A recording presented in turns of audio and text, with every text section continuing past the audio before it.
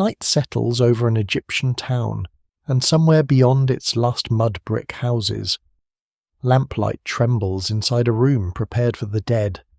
The air carries the dry mineral scent of desert dust, the sweetness of resin, and the heavier odour of oils warmed in small vessels. Linen lies folded beside a low working surface. Salt waits in baskets.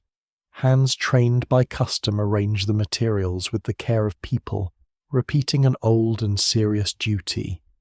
Yet the world outside this room no longer belongs entirely to Anubis, Osiris, and the ancient temples. Church bells do not yet dominate every settlement, but crosses appear on walls and funerary objects. Greek is heard beside Egyptian speech. Roman officials still govern the valley. Christian clergy gather growing communities, and temples that once seemed permanent are losing wealth, influence, and worshippers. The embalmers continue their work, but they are working at the edge of an ending they cannot see. This is not the dramatic final night of mummification. No surviving record identifies the last embalmer, the last workshop, or the last Egyptian whose body was prepared according to the old rites. There is no known decree pinned into a temple door announcing that a tradition practiced for thousands of years has reached its conclusion. Instead, the ending is scattered across centuries, hidden inside changing wrappings, altered burial grounds, fading inscriptions, and bodies preserved by methods that no longer fit neatly into a single religious world. Before we go deeper, take a moment to like the video and subscribe. If this is the kind of history and mystery you enjoy, the mystery here is not simply why Egyptians stopped making mummies. It is how a civilization abandons one of its most recognizable practices without ever marking the moment when it is gone. Imagine Egypt in the 4th or 5th century of the Common Era. Boats move grain, pottery, textiles, officials, pilgrims, and letters between towns whose names have changed more than once. Alexandria remains a great Mediterranean city, while monasteries expand into desert margins farther south. Ancient Egypt has not vanished. Colossal statues remain upright, and temple walls preserve festivals no longer performed with their former power. The past is physically everywhere, but the institutions that once made it function are thinning. The funerary workshop stands inside this changing landscape. Its workers may still know how linen should be layered, where protective substances should be placed, and how a body can be dried or treated so that decay is slowed in Egypt's climate. But knowledge is never only a collection of techniques. It depends on customers who believe the work is necessary, specialists who transmit the methods, suppliers who provide salt, oils, waxes, aromatics, and cloth, and religious authorities who explain what the transformation means. A complex mummy is therefore not merely a preserved body. It is the product of an entire social machine. As that machine weakens, parts of the practice can survive while its older purpose changes. This is why the last centuries of mummification look so confusing to modern eyes. Some bodies are elaborately wrapped in geometric patterns, while others carry painted portraits with hairstyles, jewellery, and clothing belonging unmistakably to the Roman world. Greek inscriptions can appear beside images of Egyptian deities. A person might live as a citizen of a Mediterranean empire and be buried under the protection of Anubis, Isis, Nephthys, and Osiris. These combinations were not necessarily contradictions. Identities in Roman Egypt could be layered in ways that resist the tidy categories later historians prefer. By late antiquity, those layers become harder to separate. Christian Egyptians reject central elements of older temple religion, yet burial customs do not reset overnight. Bodies may still be clothed carefully, wrapped in cloth, treated with salt, placed on palm supports, or marked with identification tags. Some tags carry older formulas, others acquire crosses, Coptic language, or Christian expressions. A familiar object can remain in use after its meaning shifts. Even the desire to keep the body whole cannot automatically be labelled pagan, because Christian hope also includes bodily resurrection, though it understands that resurrection very differently from the ritual transformation of the dead into an Osirian being. The same outward act may conceal a new inward explanation. Archaeology makes this transition more mysterious rather than less. A dry body found in an Egyptian cemetery may have survived partly because of climate. Linen and salt may have aided preservation without reproducing the extensive procedures known from earlier periods. A wrapped burial may resemble a mummy but lack removed organs. Resinous treatments, or the specialized reconstruction associated with more elaborate embalming. Modern researchers therefore distinguish deliberate artificial mummification from natural desiccation and from simpler forms of funerary preparation. The evidence remains incomplete, and the categories sometimes blur. If scholars define mummification narrowly, the tradition ends earlier. If they include any intentional drying, salting, or wrapping that helped preserve a body, it continues later. A discovery announced in 2026 from Oxyrhynchus sharpens the problem. Archaeologists described a roughly 1600-year-old mummy from a Roman period tomb, placing it broadly around the 4th or 5th century. A fragment of Greek papyrus connected with Homer's Iliad had been placed in the abdominal region during the body's preparation. The find is extraordinary because it brings Greek literary culture into intimate contact with an Egyptian funerary practice at a very late date. Yet caution matters. The report is an official excavation announcement rather than a completed peer-reviewed study, and further analysis may refine both the dating and the interpretation. Even so, the burial makes one fact difficult to ignore. The old art did not simply disappear when Rome arrived, nor did cultural mixing reduce it to a meaningless survival. It remained capable of absorbing new texts, new identities, and new hopes. Elsewhere, the record offers no equally clear final witness. Elaborate preparation may become rare in one region, while another community continues inherited wrapping customs. Wealth matters because linen, specialist labour, and imported resins cost money. Location matters because access to workshops varies. A family could adopt Christian belief while retaining a familiar burial form for a time. No single explanation fully accounts for this uneven retreat. The last embalmers, then, should not be imagined as guardians standing defiantly against a new age. Most were probably craftspeople adapting to customers, materials, local rules, and changing expectations. Their workshops may have become quieter, their treatments simpler, their ritual vocabulary less secure. Some skills passed into new funerary forms, others disappeared when there were too few practitioners, too few patrons, or too little reason to preserve them. Across the valley, the old temples lost the economic networks and hereditary offices that had supported specialized knowledge. The final full procedure may have been performed without anyone realizing it would never be repeated. That possibility gives the ending its peculiar gravity. For more than 3 millennia, Egyptians had treated death as a transformation requiring labor from the living. Then, gradually, the labor changed. Resin jars emptied and were not replaced. Linen was wrapped for different reasons. Divine images yielded to crosses, while older gestures lingered in Christian hands.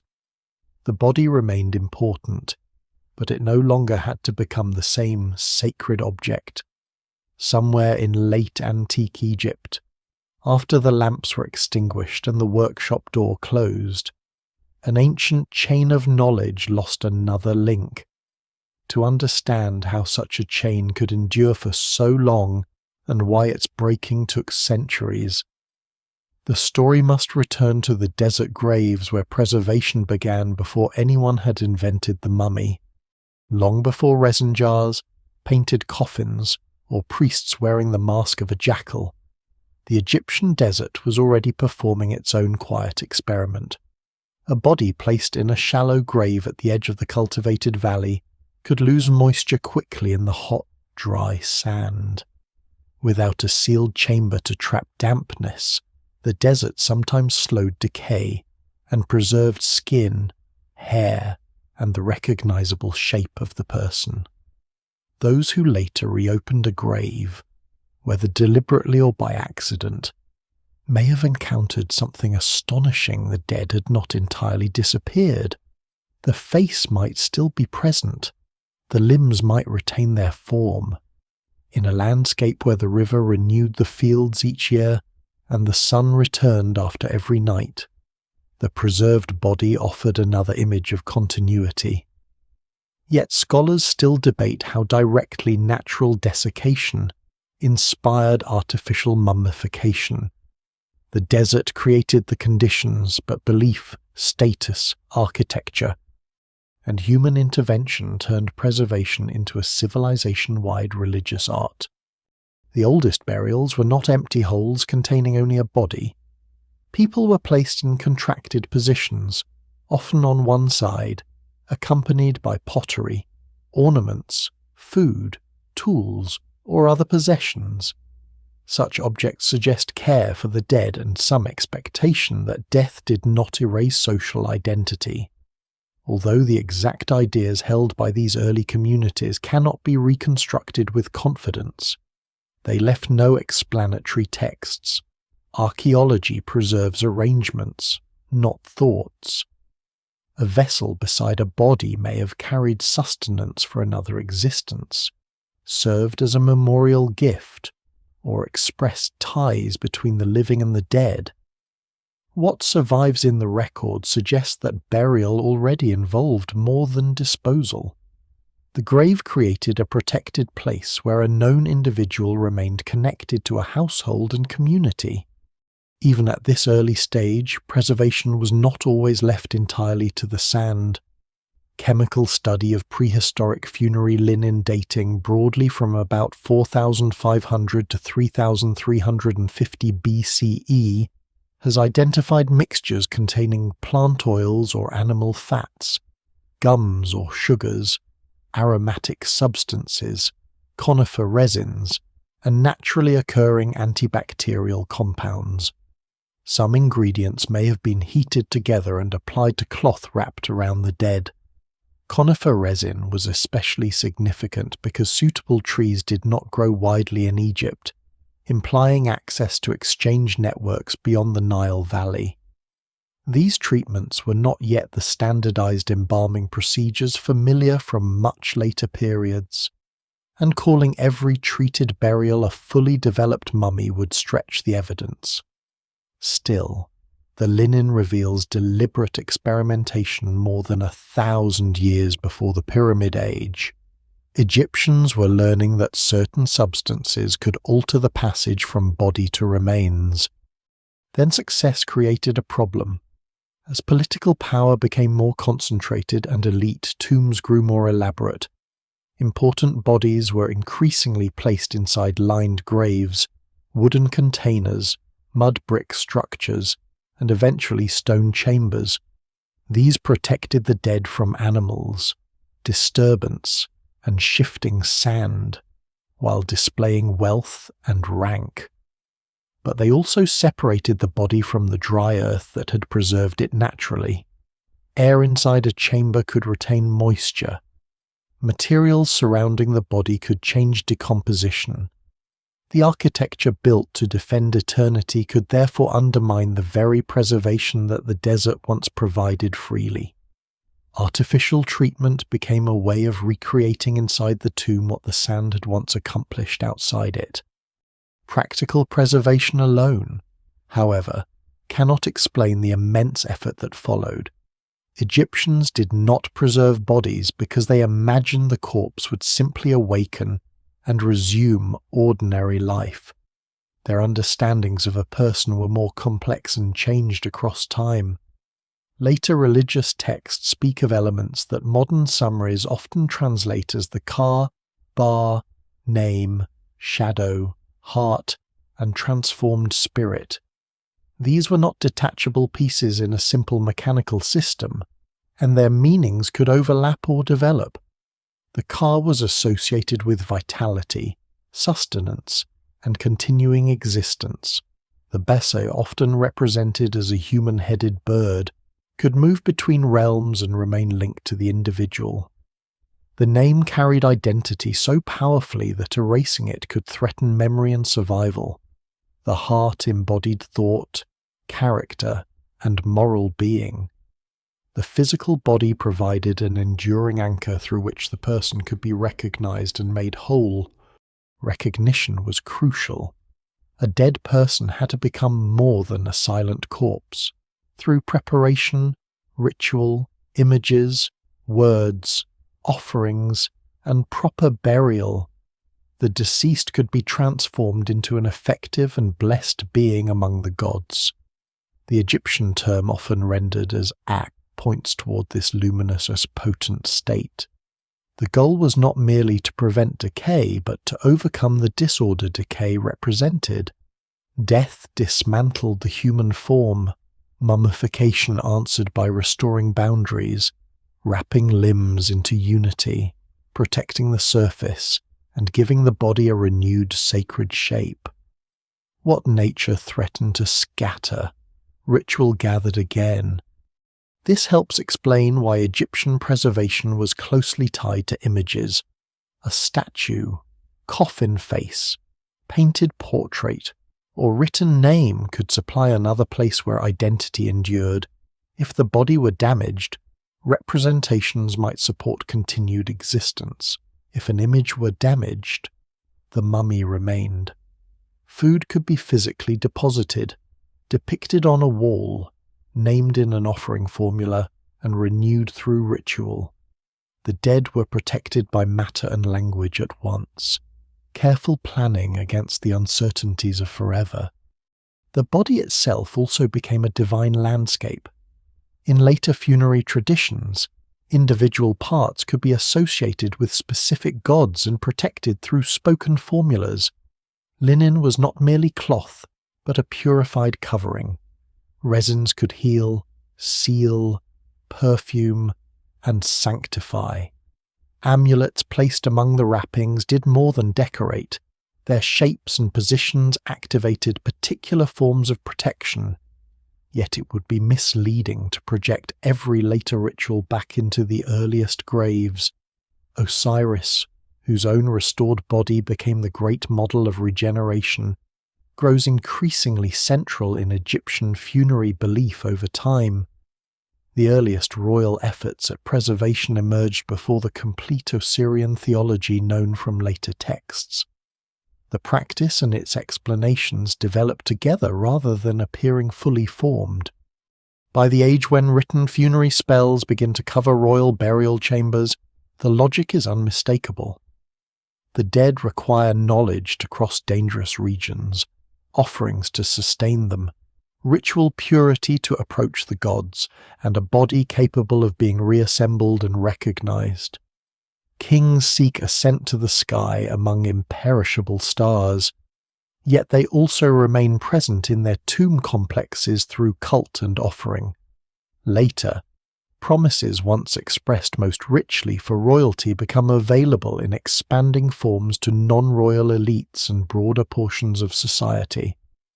Eternal life is never entirely democratic. Wealth shapes the tomb, coffin, texts, and quality of embalming, but the hope of transformation spreads far beyond the palace. The central impulse was never a fear of change alone. Egypt's religious imagination accepted transformation everywhere, a seed into plant, floodwater into fertile soil, night into dawn, death into renewed existence. Mummification did not attempt to freeze a person exactly as they had been. It prepared them to change safely. The preserved body became something new, ordered, protected, wrapped, and ritually equipped so that the individual could pass through death without becoming unrecognizable. This distinction would matter thousands of years later, when new religions offered different paths to resurrection and eternal identity.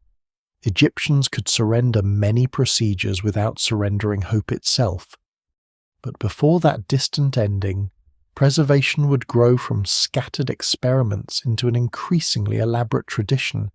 Each era would alter the body, the wrappings, the substances, the prayers, and the people allowed to receive them. There was never one timeless Egyptian method handed down unchanged from the first desert grave. The famous mummy was assembled gradually, through generations of practical failure, theological invention, royal ambition, and skilled labour. To follow its long life is to watch Egypt repeatedly reinvent eternity. That reinvention begins in fragments.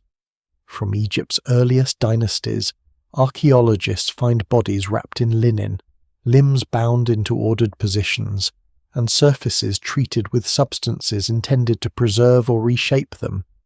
Yet the results are uneven. Some early attempts left little more than bones beneath carefully modelled wrappings.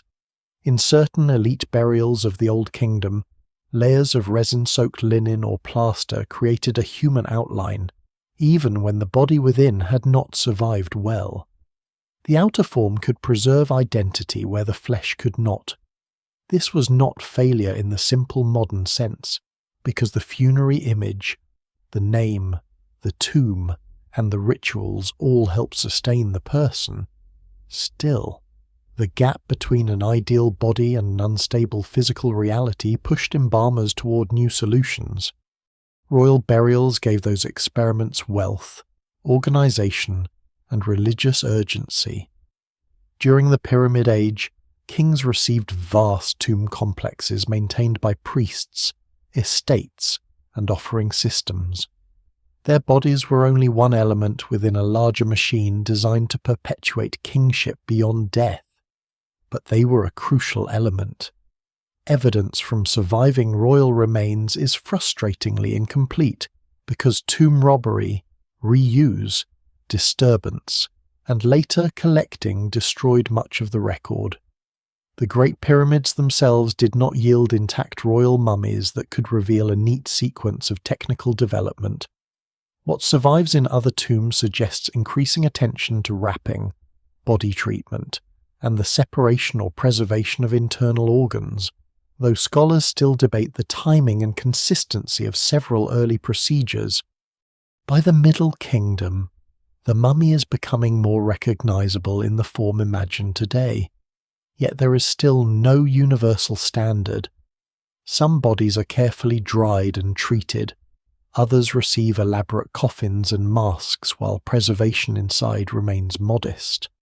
Embalmers may remove organs in one burial and leave them in another.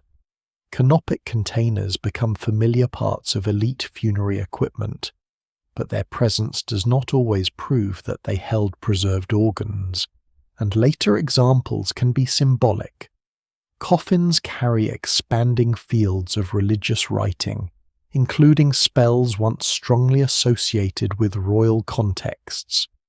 The person inside is increasingly surrounded by a portable sacred environment, painted eyes to look outward, offering formulas to guarantee sustenance, maps and spells to guide movement, and images that join the deceased to divine cycles.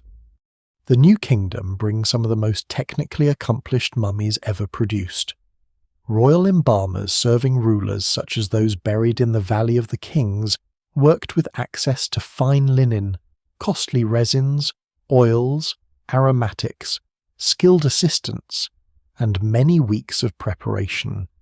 Internal organs were commonly removed and treated separately, while the heart was often left in place because of its role in thought, identity, and judgment.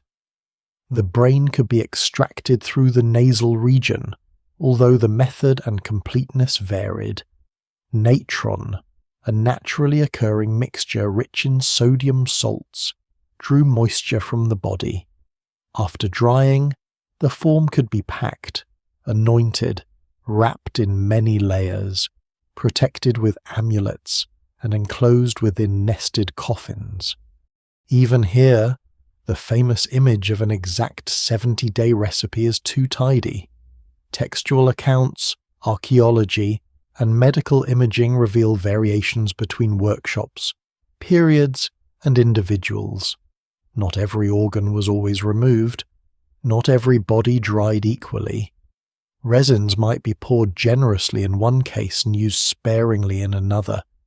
The 70 days known from ancient descriptions may include mourning and ritual time as well as physical treatment, and the surviving evidence does not support one unchanging schedule applied across all Egypt. Embalming was skilled work, but it was not an industrial protocol written to modern tolerances. Nor was technical change a steady march toward improvement.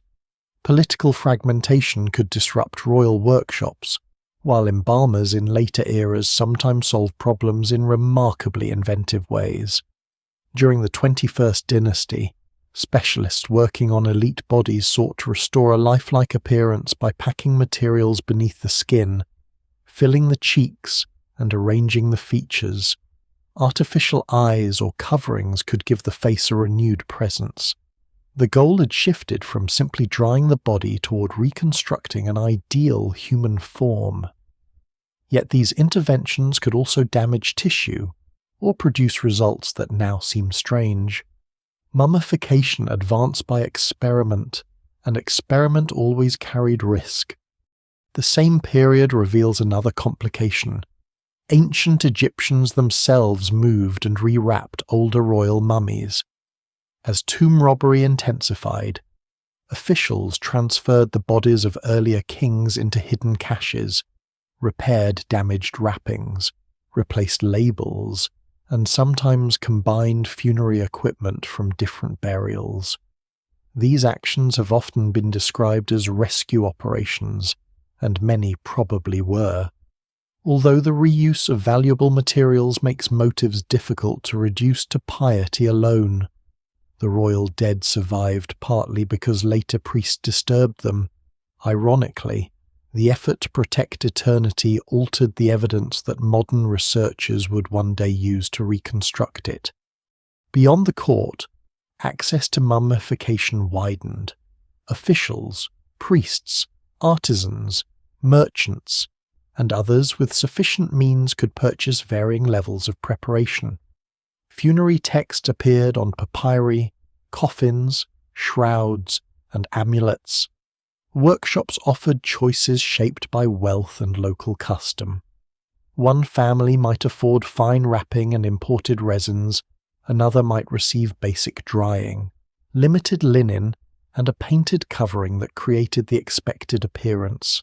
Ancient observers later described different grades of embalming, but their accounts were written from outside the profession and cannot be treated as complete technical manuals.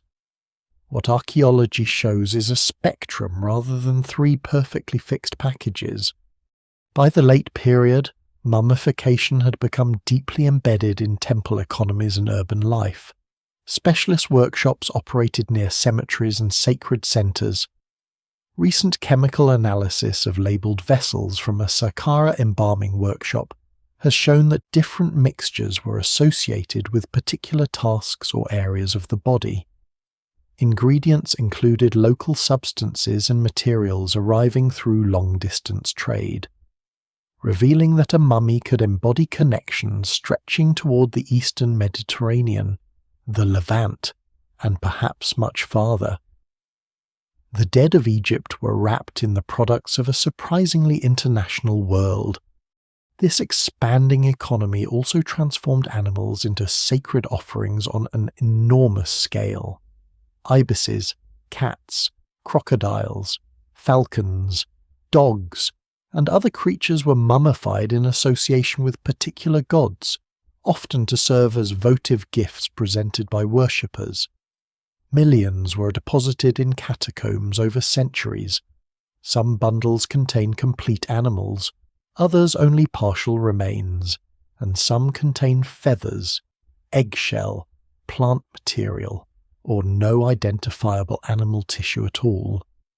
Whether these empty-looking bundles represent fraud, symbolic practice, supply shortages, or different categories of offering remains debated. What is clear is that mummification had become more than an elite human privilege. It supported breeders, priests, embalmers, linen suppliers, resin merchants, potters, artists, and pilgrims. Scale did not erase diversity.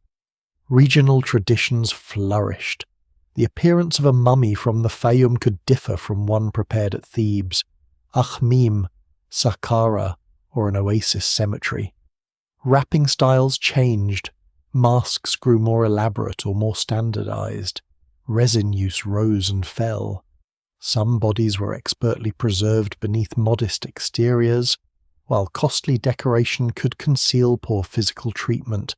Status mattered, but price did not guarantee perfection, nor did a later date necessarily mean decline. Certain late mummies display exceptional craftsmanship, while some earlier examples survive mainly because their tomb environment was favourable. By the time Macedonian rulers seized Egypt in the late 4th century BCE, the tradition they encountered was already ancient, commercial, adaptable, and internally varied. It had survived centralized kingdoms, civil conflict, foreign dynasties, shifting capitals, and repeated changes in religious expression. Its strength came partly from refusing to remain fixed.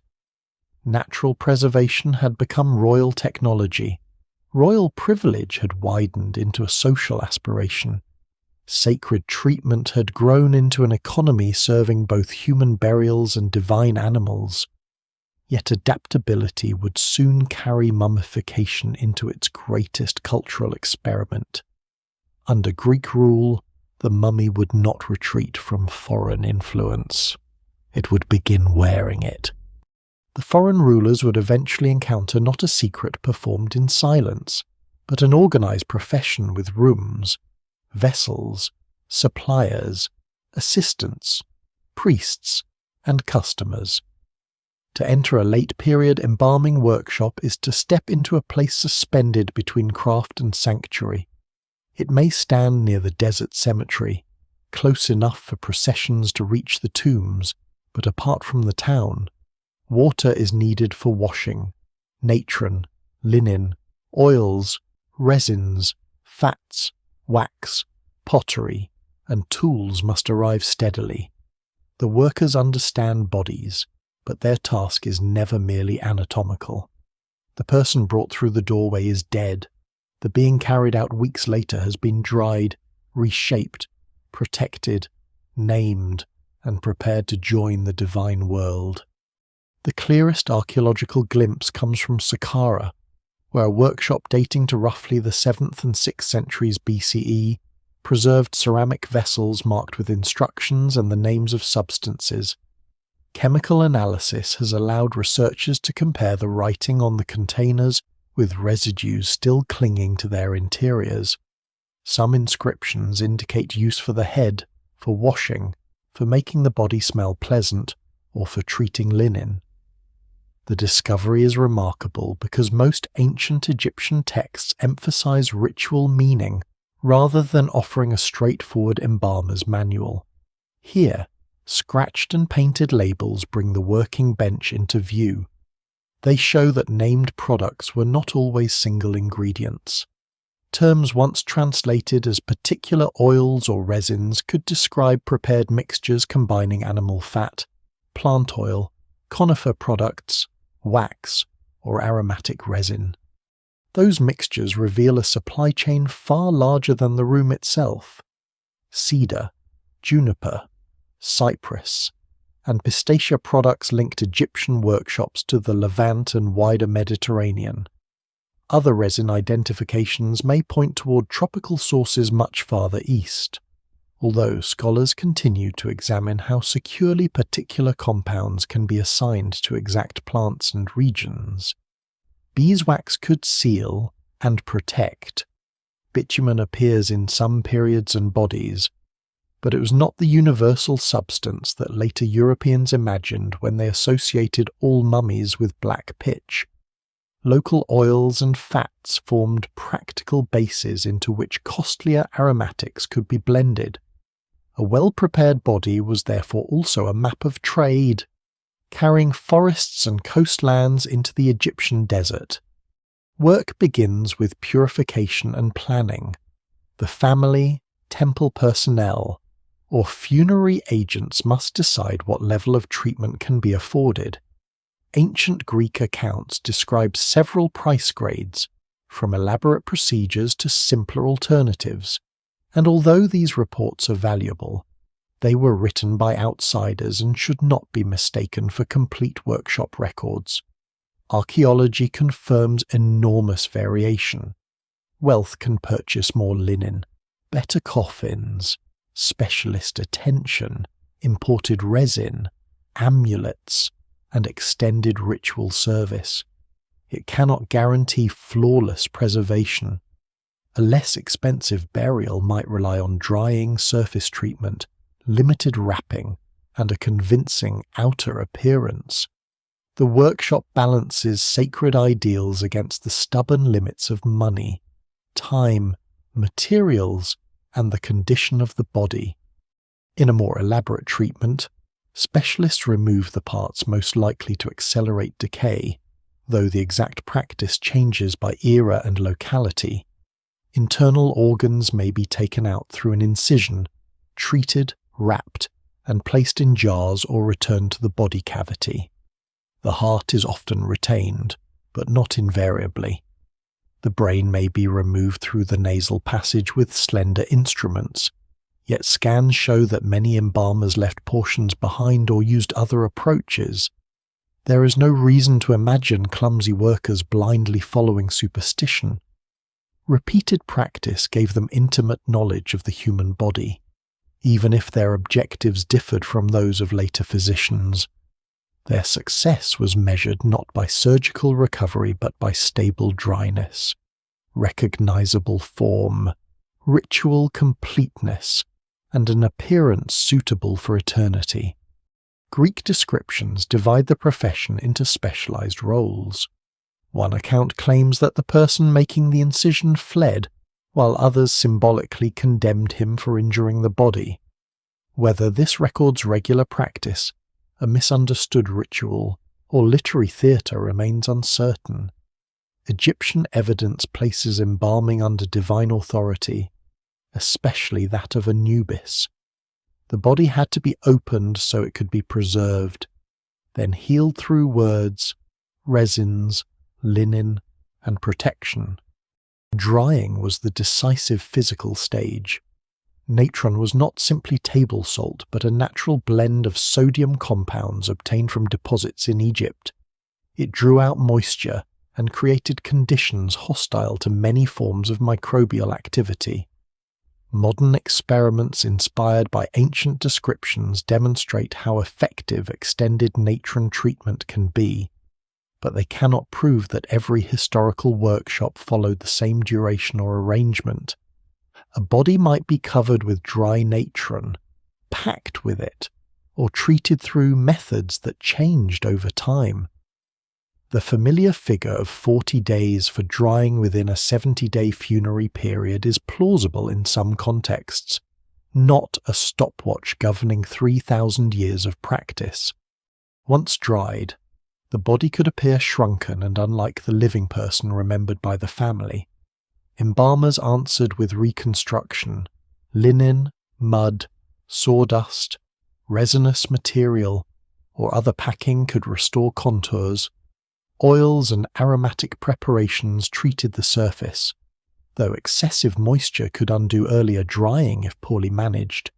Wigs, artificial eyes, False nails, moulded coverings, or cosmetic details might return social identity to the face and hands.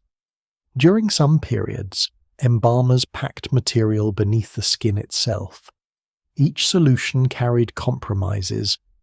Heavy resin protected and sealed but could darken, harden, or obscure the body.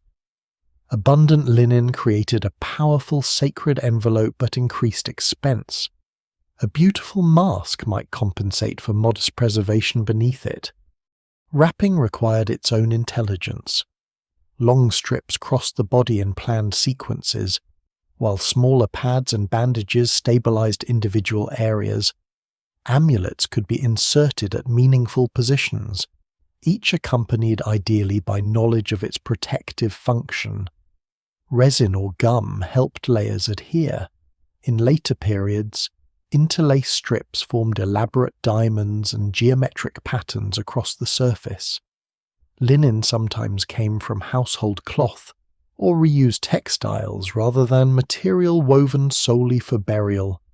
Marks, repairs, fringes, and earlier seams can reveal that cloth had a life before it entered the workshop. Eternity was sometimes assembled from the ordinary fabric of daily life. Throughout the process, spoken ritual converted treatment into transformation. Purification, anointing, wrapping, and protection were linked to episodes in divine myth, especially the restoration of Osiris. Yet not every moment preserved in ritual texts can be assigned confidently to a physical station in every workshop. Some ceremonies occurred near the tomb, and the opening of the mouth rite belonged to the final activation of the mummy, or its image, rather than to basic preservation alone. The evidence remains incomplete because workshops rarely survive with their full contents and administrative records intact. What can be reconstructed is a chain of coordinated labour rather than one solitary embalmer bending over the dead. That chain included far more people than those touching the body. Farmers grew flax, weavers produced linen, miners and traders supplied natron, potters made containers, carpenters shaped coffins, painters prepared faces and divine scenes, scribes wrote names and spells, priests managed rites and cemetery institutions, transport workers moved materials and funerary equipment, families financed the operation, sometimes saving for years or purchasing what their circumstances allowed. Mummification endured because an entire economy agreed that preserving the dead was worth sustaining. When the work was complete, the mummy left the workshop hidden beneath the results of all that labour. Its surface displayed order, its interior contained choices, shortcuts, costly ingredients, mistakes, and repairs. No two were quite identical. This human variability is what allowed the tradition to cross the next political boundary. Greek-speaking rulers and settlers did not need to understand every workshop practice before participating in the funerary world around them. The embalmers already knew how to adjust. Soon, Egyptian gods would guard people bearing Greek names, and the ancient body would acquire a new Mediterranean face. The new Mediterranean face first appears beneath a dynasty that is foreign by origin and Egyptian by necessity. When Alexander of Macedon enters Egypt in 332 BCE, the ancient temples do not close, the embalmers do not put away their linen, and Osiris does not surrender the dead. After Alexander's death, Ptolemy and his descendants establish a Greek-speaking royal house that will govern for nearly 3 centuries. Their capital at Alexandria looks toward the sea, filled with harbours, palaces, libraries, immigrant communities, and political ambitions stretching across the eastern Mediterranean. Yet the dynasty rules a country whose sacred geography, agricultural wealth, and ideas of kingship are anchored along the Nile. To survive, the Ptolemies must be kings in two worlds at once. On coin and in Greek court culture, they present themselves as Hellenistic monarchs. On Egyptian temple walls, they appear in the ancient posture of pharaohs, offering to gods whose cults reach back centuries. They fund construction at temples such as Edfu, Dendera, Komombo, and Philae, where priests continue to write hieroglyphs and perform rituals within traditional cosmic plans. This royal support is not proof of perfect religious harmony. Temples are also administrative centers, landholders, and sources of political legitimacy, and relations between the crown and priesthood can be tense. Still, the old sacred institutions remain powerful enough to sustain funerary knowledge. Mummification does not merely survive foreign rule. In many regions it expands. The people participating in it are increasingly difficult to divide into simple ethnic categories. Greek and Macedonian settlers hold privileged positions in the New Kingdom, especially in cities, the military, and administration. Egyptian communities continue their own languages, legal traditions, priesthoods, and local identities over generations. However, families intermarry, names cross linguistic boundaries, and individuals move between legal and cultural settings. A person might use a Greek name in an official document, an Egyptian name in a temple context, or both. Greek and Demotic texts can emerge from the same archive. Language reveals opportunity and affiliation, but it does not provide a reliable biological label. A mummy bearing a Greek name cannot automatically be classified as an immigrant, just as an Egyptian name does not prove isolation from Greek culture. Burial makes these overlapping identities visible. Some people associated with Greek-speaking communities adopt Egyptian methods of body preservation, coffins, masks, and divine imagery. Others favour burial customs closer to those of the wider Hellenistic Mediterranean. Many combine elements in ways that resist classification. The deceased can be mummified and identified in Greek while being surrounded by Egyptian gods. A coffin may preserve traditional scenes but render the human face with changing artistic conventions. Jewellery, hairstyles, clothing, and titles can point toward the social world of the living, while spells and protective figures guide the dead through an Egyptian afterlife. These choices were not a careless mixture of incompatible beliefs. They allowed families to express several kinds of belonging at the same time. The body beneath the decoration also changes, though not in one direction. Ptolemaic mummies often display heavy use of resin, increasingly elaborate bandaging, and brightly decorated cartonnage made from layers of linen or papyrus covered with plaster. Masks and chest coverings create a durable ideal surface over the wrappings. Gilding associates the flesh of the deceased with the imperishable bodies of the gods, while painted scenes invoke protection and rebirth. Yet technical examination shows great variation. Some bodies are carefully dried and internally treated. Others depend more heavily on exterior wrapping and decoration.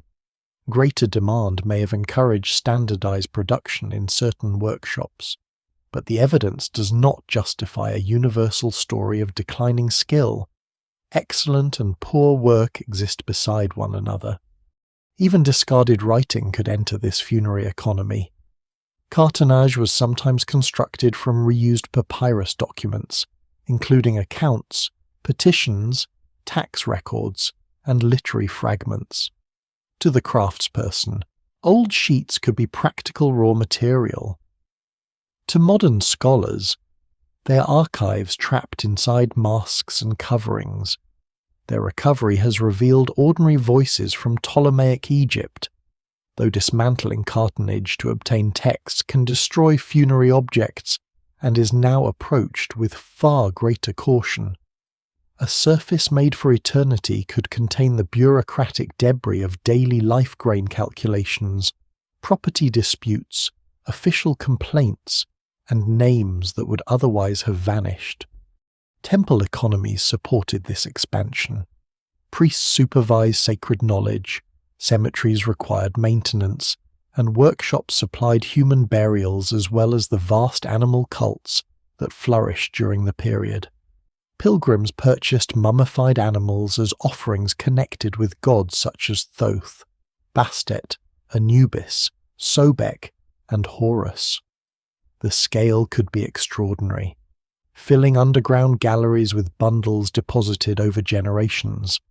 This was devotion, but also an economy involving breeding, procurement, embalming, pottery, transport, and temple revenue.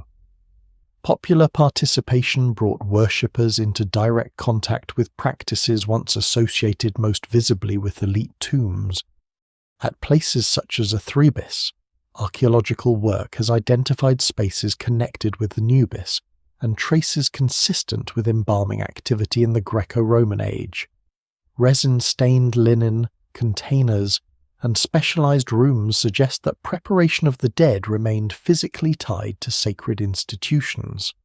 Exact dating and function can be difficult because buildings were modified across generations, and scholars still debate how some spaces should be interpreted.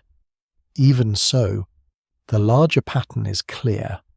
Embalming survived because the temples, cemeteries, craftspeople, and customers continued to form a working network. The Greeks also brought their own language for describing Egyptian practices, sometimes with fascination and sometimes with misunderstanding. Writers attempted to explain embalming to audiences beyond Egypt, preserving details that Egyptian ritual texts rarely state directly.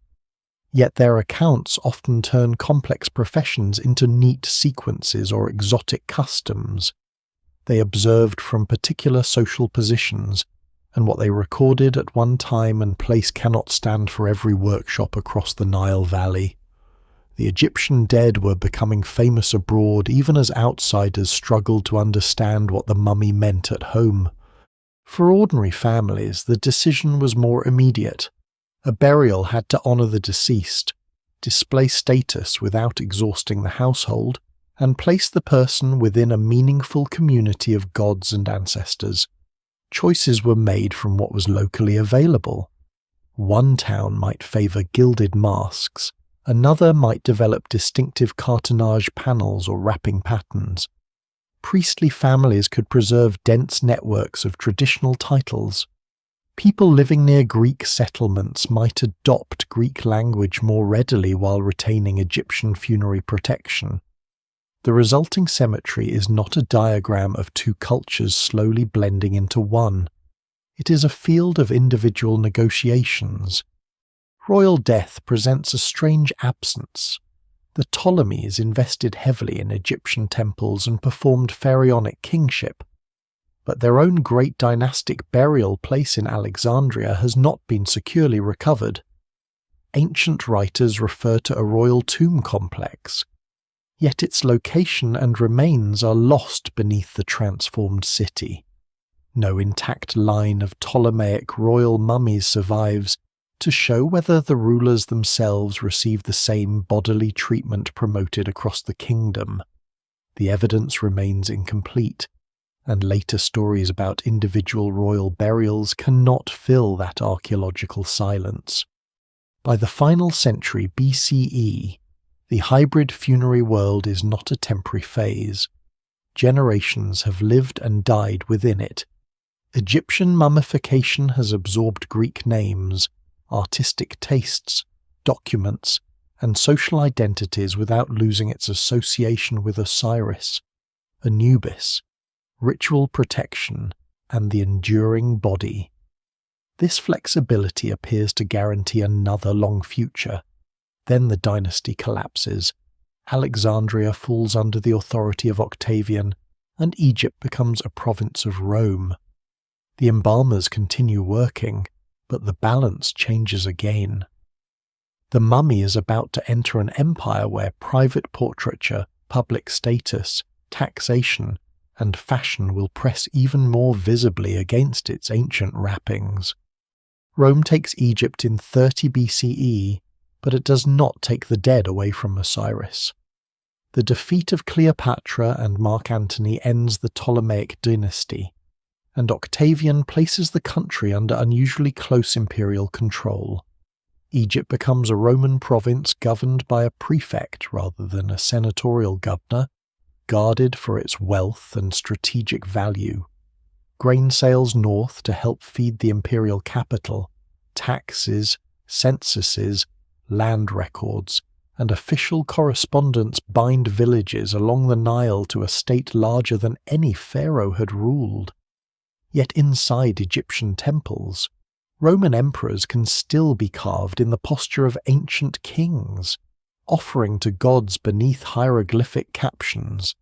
Political sovereignty has changed completely, while sacred representation continues with remarkable calm. The same apparent contradiction enters the cemeteries. Roman rule does not bring a general ban on embalming, nor does it persuade Egyptians that preservation has become obsolete. Mummies continue to be prepared in large numbers during the first centuries of the Common Era. Some retain deeply traditional images of Anubis, Osiris, Isis, and Nephthys. Others wear gilded masks, moulded plaster faces, painted shrouds, or portraits reflecting fashions visible across the empire. Greek remains the dominant written language of administration in much of Egypt. Latin appears more selectively, and Egyptian survives in Demotic and later Coptic forms. A person can live under Roman law, speak Greek in public business, honour Egyptian gods, and be carried to burial in a form assembled from all three worlds. Rome's most powerful influence may not have been a new belief, but a new structure of status. Roman Egypt divided people through citizenship, civic affiliation, occupation, ancestry, and place of residence. Alexandrian citizens, residents of Greek cities, inhabitants of district capitals, and villagers did not enjoy identical privileges.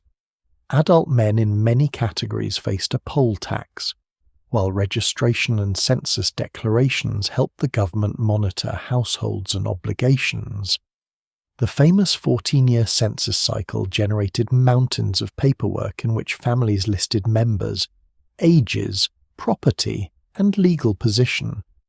These distinctions followed people through life, shaping opportunities, marriage strategies, and public identity. Funerary display offered one final chance to present the rank a family possessed or wished to be seen as possessing. This ambition can be read on the mummy's exterior. Hairstyles follow imperial trends. Clothing may include Roman-style tunics, mantles, coloured bands, and jewellery. Women appear with elaborate coiffures that can sometimes be compared with fashions associated with particular imperial reigns, though dating a burial by hairstyle alone is risky. Men may be shown with carefully groomed facial hair, military associations, civic dress, or the cultivated appearance of a prosperous urban resident. These images do not necessarily record the exact clothing worn at burial. They construct a social self respectable, affluent, youthful, composed, and connected to the wider Roman world. Beneath that fashionable self, embalming remains inconsistent. Medical imaging and physical examination show bodies treated by different combinations of drying, organ removal, packing, resins, surface coating, and wrapping. Some are well preserved internally. Others receive limited bodily treatment beneath spectacular decoration. In certain cases, heavy resin forms a dark shell. In others, the dry environment does much of the preserving. It is tempting to describe this as decline, with image replacing substance, but no single explanation fully accounts for the pattern. Workshops responded to regional customs, price, customer demand, available materials, and changing ideas about what part of the burial mattered most. An object as small as a wooden label reveals the machinery behind the funeral. Mummy labels, often written in Greek or Demotic and tied to the wrappings, could record the deceased's name, parentage, home village, destination, or instructions connected with transport and delivery. They were practical because bodies sometimes traveled by boat from settlements to cemeteries or embalming centres. Several people might share similar names, and a mistake at the dock would be more than embarrassing. Yet these tags also preserved identity in a durable form, continuing the ancient concern that the dead must not become nameless. Roman administration and Egyptian eternity met on a piece of wood attached to linen. The journey to burial required money at every stage. Families paid for transport, embalming, wrappings, painters, masks, coffins or shrouds, ritual personnel, cemetery space, and sometimes the continued maintenance of a tomb. The Roman tax system did not operate as one simple tax on mummification, but its demands affected what households could spend. Periods of poor harvest, debt, inflation, or political disturbance could narrow funerary choices. Prosperous landowners and urban families could commission striking monuments, while others chose communal burials, simpler wrapping, or treatment relying heavily on the desert climate. Even among the wealthy, costs were negotiated. Eternity had a budget. Professional networks adapted to this market. Embalmers worked alongside undertakers, transporters, linen dealers, painters, carpenters, stonecutters, and temple personnel. Some roles were inherited within families, and some services may have been organized through associations or local institutions. Documentary papyri reveal contracts, payments, disputes, and property arrangements connected with death. Although the evidence survives unevenly and rarely allows a complete funeral account from beginning to end, what remains suggests a practical world of schedules and invoices operating beneath sacred language. A mummy might embody profound hope, but someone still had to settle the bill. Roman cities created new settings for these old services. At Antinopolis, founded by Emperor Hadrian in the 2nd century, Greek civic identity, Roman imperial culture, and Egyptian burial conditions met in the same landscape. In the Fayum, prosperous agricultural communities produced some of the most memorable funerary art of the age. At Thebes, Akhmim, Saqqara, and the oases, local styles followed different rhythms. There was no single Roman Egyptian cemetery type. Cremation existed but never displaced inhumation across the province, and mummification remained one option among several, chosen more strongly in some communities than others. Imperial power could also unsettle the institutions supporting the dead. Temple revenues changed, landholdings came under scrutiny, and local priesthoods negotiated with Roman officials. Rebellions, military demands, and economic crises disturbed towns and trade. Yet the temples did not collapse immediately after annexation. Priests continued festivals, maintained sacred animals, composed texts, and served local communities. Roman emperors benefited from the order these institutions provided even when administrators limited their independence. For several centuries, enough of the old network remained intact for embalmers to work within it. The surprising result is that mummification under Rome becomes both more visibly Egyptian and more visibly cosmopolitan. Anubis can stand beside a person dressed for a Roman banquet.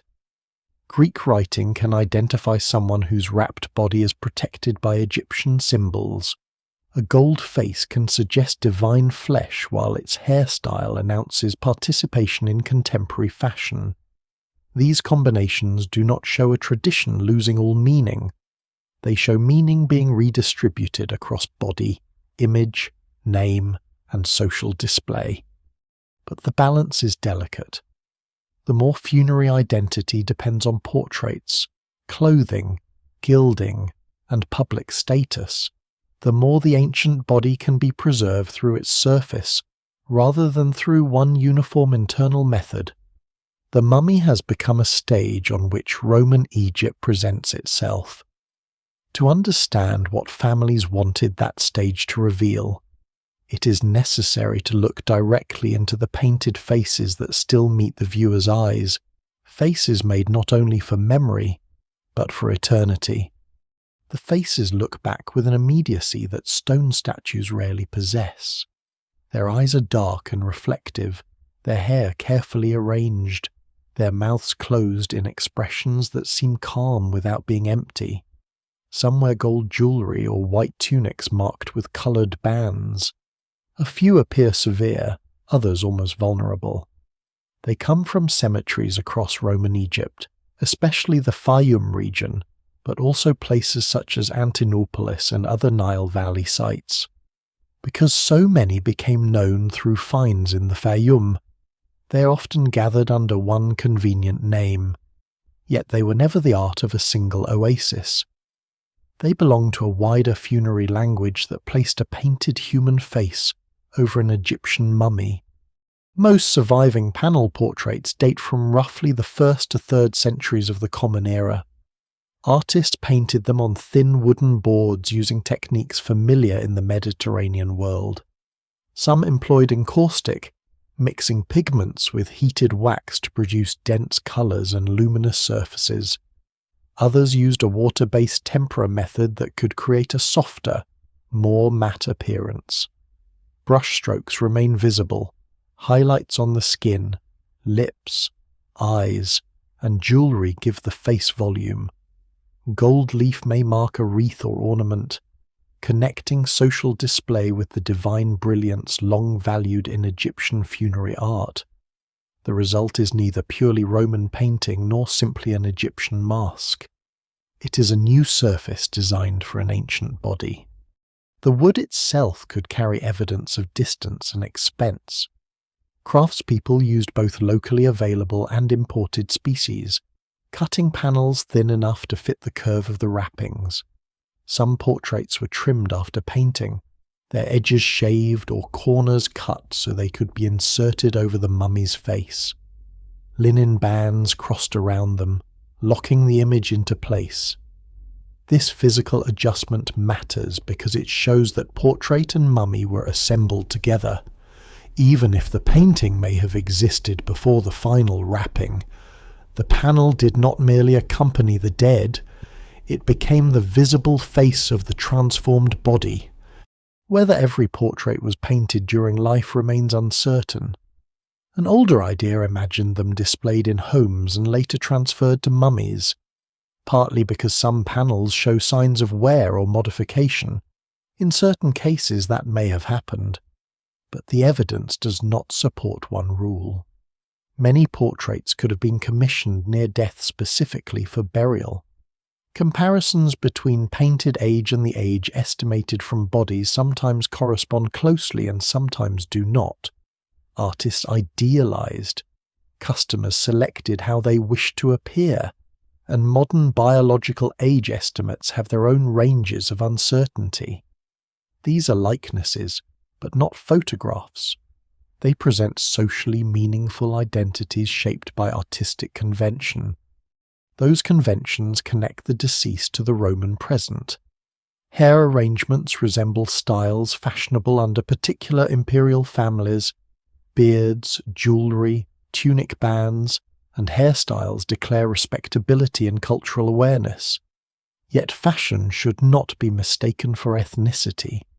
A person shown in Roman dress may have descended from generations of Egyptians, Greeks, immigrants, or families combining several backgrounds. Names are equally slippery. Greek names could be used by Egyptian families, and Egyptian divine names could appear in Greek forms. The portrait tells us how someone wished to be represented within Roman Egypt, not the contents of a modern ancestry test. Nor did the painted panel replace older Egyptian funerary protection. Beneath or around the face, wrappings might carry amulets, gilded elements, or images tied to traditional beliefs. Painted shrouds could show the deceased standing in Roman clothing while Anubis attends the mummy. Osiris receives the transformed person, and protective goddesses extend their wings. The face belongs to the social world of the living. The surrounding divine figures manage passage into the afterlife. Rather than choosing between Rome and Egypt, the burial assigns each a different task. Gilded masks express the same negotiation through another medium. Gold had long been associated with the flesh of the gods and with endurance beyond decay. In Roman Egypt, moulded plaster or cartonnage faces could be covered partly or extensively with gold leaf, then combined with naturalistic hair, jewellery, and dress. A gilt face does not attempt the same intimate individuality as a painted portrait, but it makes a stronger divine claim. The deceased becomes both recognizable and imperishable. Different families chose different balances between likeness and sacred idealization, and panel portraits, masks, and decorated shrouds overlapped, rather than replacing one another in a clean sequence. The mummy of Artemidora captures this layered world with unusual clarity. Prepared around the turn of the 2nd century, it preserves the burial of a woman identified by a Greek name and inscription. Her exterior presents clothing and personal identity within the Roman age, while Egyptian gods including Osiris, Isis, Nephthys, and Anubis guard the body.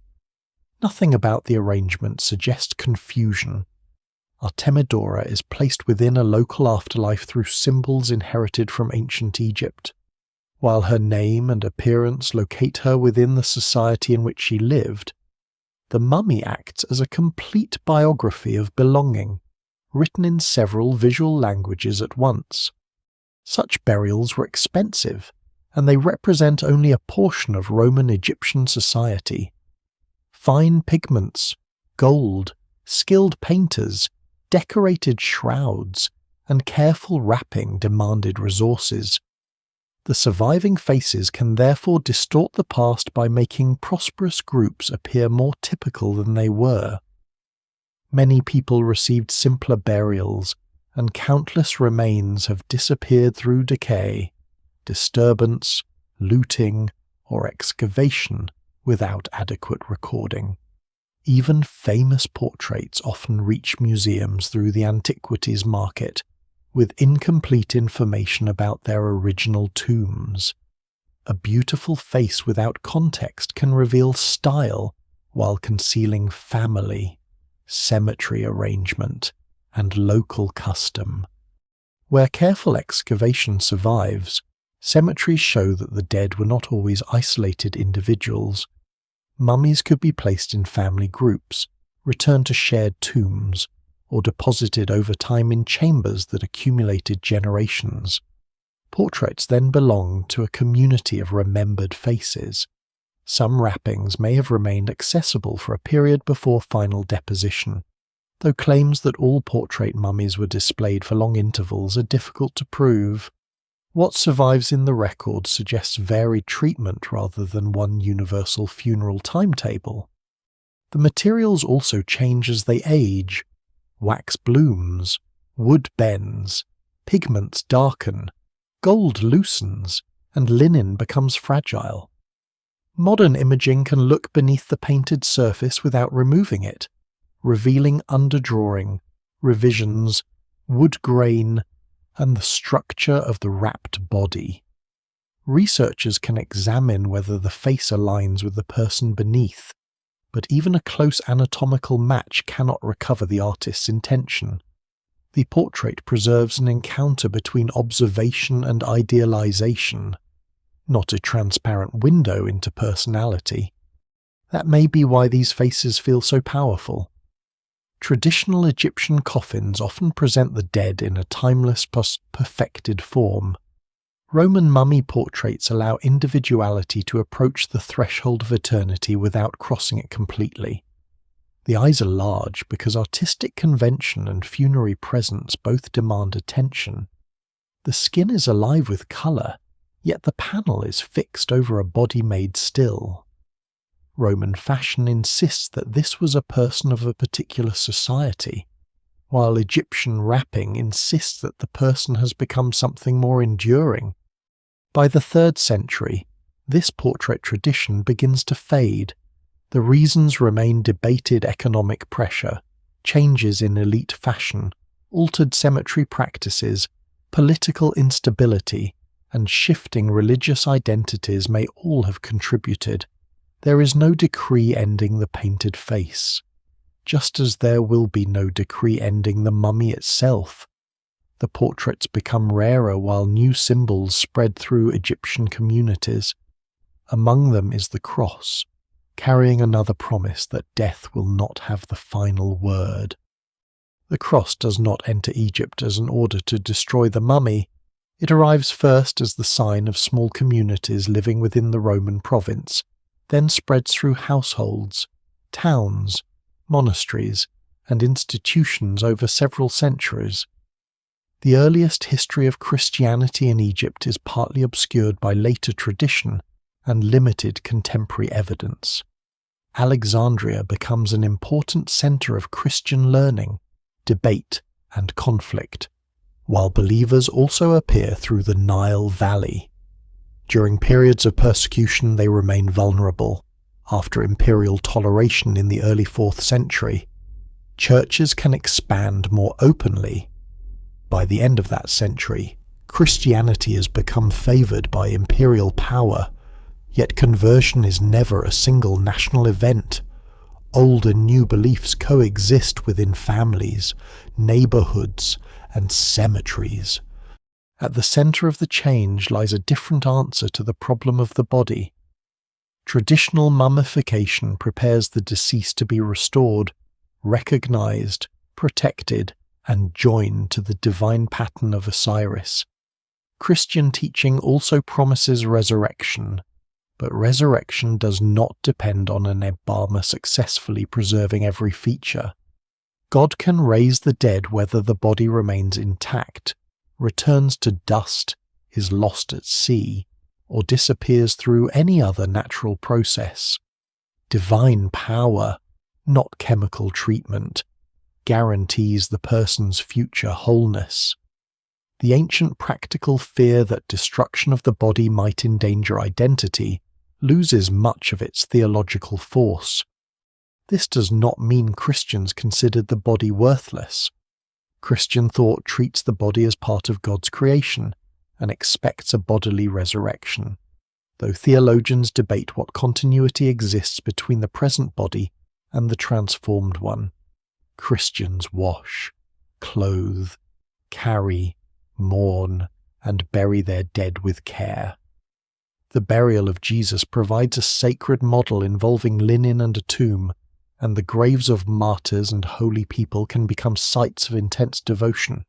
A preserved body might even be interpreted as a sign of sanctity in later traditions, but that preservation is ideally the work of divine grace or natural conditions, not proof that Osirian embalming remains necessary. The distinction changes the purpose of funerary labour. A Christian family may still wrap the deceased in linen, dress the body in a fine tunic, use salt or aromatic substances, attach an identification tag, and place the burial in Egypt's dry ground. Those acts can look like reduced mummification to an archaeologist, yet outward resemblance does not establish identical belief. Salt may control odour or aid transport. Linen may express dignity and purity. Wrapping may protect the body during burial. Clothing may display status or communal identity. The same material act can survive after its ancient theological explanation has been replaced. This is why the phrase Christian mummy must be used carefully. Some late bodies retain soft tissue because intentional treatment and desert dryness work together. Others are tightly wrapped, but show no evidence of the elaborate removal, anointing, packing, and resin use associated with older workshops. At cemeteries such as Naga Eder, burials can include clothed and wrapped bodies laid on palm supports, sometimes with salt placed within the bundle.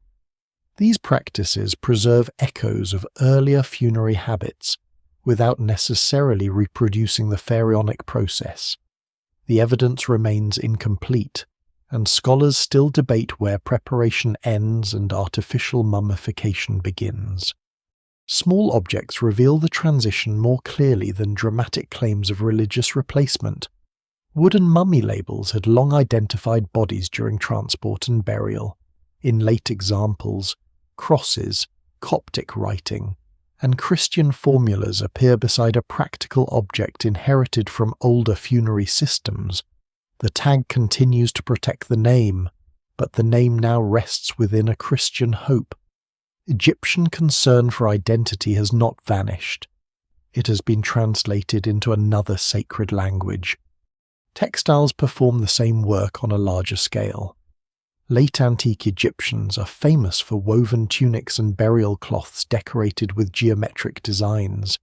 Plants, animals, human figures, and sometimes Christian symbols. Older museum labels often called nearly all such textiles Coptic, although dating and religious identification can be more complicated. A cross may provide strong evidence, while decorative motifs without explicit symbols can belong to several communities. The dead might be buried in garments worn during life or clothing selected for the funeral. Instead of disappearing beneath dozens of resin-bound layers, the individual could enter the grave visibly clothed as a member of a Christian society. The language of prayer changes as well. Older funerary spells equip the deceased with secret knowledge, divine names, and ritual protection for a hazardous journey. Christian epitaphs and prayers ask for rest, mercy, remembrance, and participation in resurrection. The dead are entrusted to Christ rather than transformed into Osiris. Saints and angels replace or reinterpret the protective company once provided by Isis, Nephthys, Anubis, and the sons of Horus. This transition is not always visually clean. Symbols can persist as decoration, and artists trained in older traditions continue working for new patrons. But the central story governing death has shifted. Monasticism gives that story a powerful Egyptian form. From the 3rd and 4th centuries, men and women established communities in deserts and settlements, pursuing disciplined lives that make Egypt famous throughout the Christian world. Monastic ideals often emphasize humility, simplicity, and detachment from wealth. A modest grave and plain wrapping can express spiritual equality more effectively than a gilded mask. Yet monasteries themselves grow into substantial institutions, and respected religious figures can receive honored burials.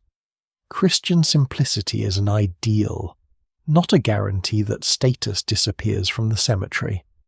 One late antique Christian text about the revered ascetic Antony claims that he rejected an Egyptian custom of wrapping honored bodies and keeping them above ground, asking instead for a concealed burial. The account has religious and literary purposes, so it cannot be treated as a neutral survey of Egyptian practice. Still, it suggests that some Christians recognized elaborate treatment of the dead as a custom requiring correction. The disagreement occurs within Christian Egypt itself, evidence that older habits remain familiar enough to provoke debate. Other families may have felt no sharp conflict. They could accept baptism, attend church, invoke Christian resurrection, and still prefer inherited forms of wrapping or tomb visitation. Conversion changes communities through generations, not by wiping memory clean. Older funerary gestures may persist because parents taught them, because local specialists offered them, or because they simply seemed respectful. Archaeologists therefore hesitate to label a grave pagan or Christian from one feature alone. A cross is meaningful, so is an invocation of Christ. But linen, salt, bodily preservation, or a reused ancient tomb can cross religious boundaries. The decisive transformation is not that Egyptians cease caring about the physical dead. It is that the mummy is no longer the necessary machine of resurrection. Recognition now rests in God's memory. Restoration no longer requires an Osirian body reconstructed by priests. Eternal life can be promised to people buried without expensive resins, amulets, canopic equipment, painted masks, or specialized embalmers. This makes salvation less dependent on the ancient funerary economy, even though wealth and social distinction continue to shape burial. Once that dependence weakens, the old workshops lose more than customers. They lose the religious certainty that made their labor indispensable. Every family that chooses a clothed burial and a Christian prayer instead of full embalming removes another thread from the network. Priests can still perform ancient rites, and temples can still employ specialists. But their knowledge now serves a shrinking world.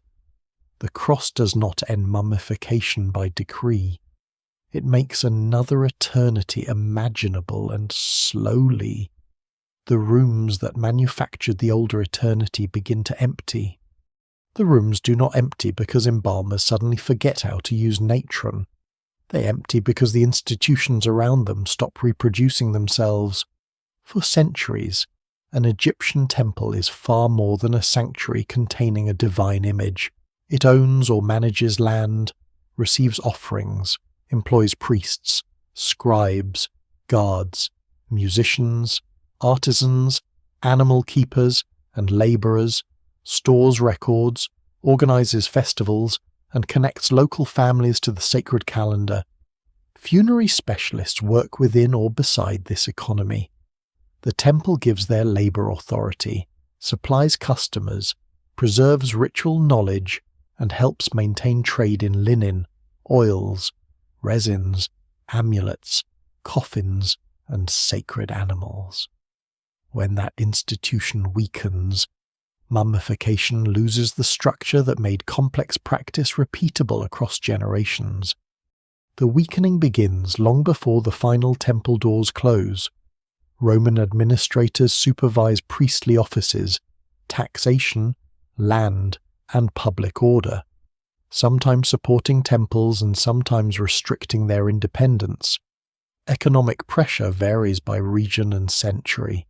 A prosperous sanctuary with influential patrons can continue building and commissioning ritual texts, while a smaller local temple may struggle to maintain staff or repair its walls. Political crises of the 3rd century bring inflation, military demands, shifting government, and insecurity. None of these forces alone ends embalming, but each makes a labour-intensive funerary system harder to sustain. Christian growth changes the balance more deeply. Churches develop their own clergy, property, charitable activity, burial grounds, commemorative practices, and networks of authority. Monasteries draw donations, labour, and devotion into communities that can rival older sacred centres. Families seeking prayer, burial, and care for the dead increasingly turn toward Christian institutions rather than temples. The transition is not simply a contest in which one building replaces another. It is a transfer of social trust. The priest of Osiris no longer stands at the centre of every hope for the afterlife, and the embalmer associated with that sacred world loses the certainty of future demand. Imperial law accelerates the process in the late 4th century. Emperors issue measures against sacrifice and traditional cult, especially under Theodosius I. Enforcement is uneven, local politics matter, and the laws do not amount to one universal order to demolish every temple. Nor do they specifically outlaw mummification.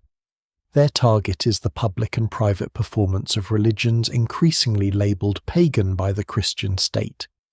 Yet embalming cannot be neatly separated from that environment. If sacrifices cease, priestly offices disappear, temple revenues shrink, and the gods invoked over the body are condemned, the workshop loses its religious foundation even without being named in a law. Conflict sometimes becomes visible. At Alexandria, the Serapeum is destroyed near the end of the 4th century amid confrontation involving Christians, traditional cult supporters, and imperial authority. Later retellings can turn this into a single theatrical death of ancient Egyptian religion. But Alexandria is not the entire Nile Valley, and Serapis belongs to a complex Greco-Egyptian world. Temples elsewhere continue for different lengths of time. Some are abandoned quietly, some reused, some dismantled for building stone, and some converted into Christian spaces. The disappearance of cult is a regional patchwork rather than one nationwide night of destruction. Nowhere exposes that slow retreat more clearly than Philae.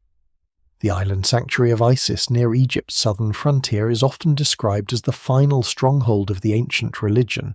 Its location, political connections, and importance to communities beyond the Roman frontier help traditional worship persist unusually late. But even there, the record shows contraction rather than uninterrupted strength. Cult activity had been reduced after political changes around the end of the 3rd century.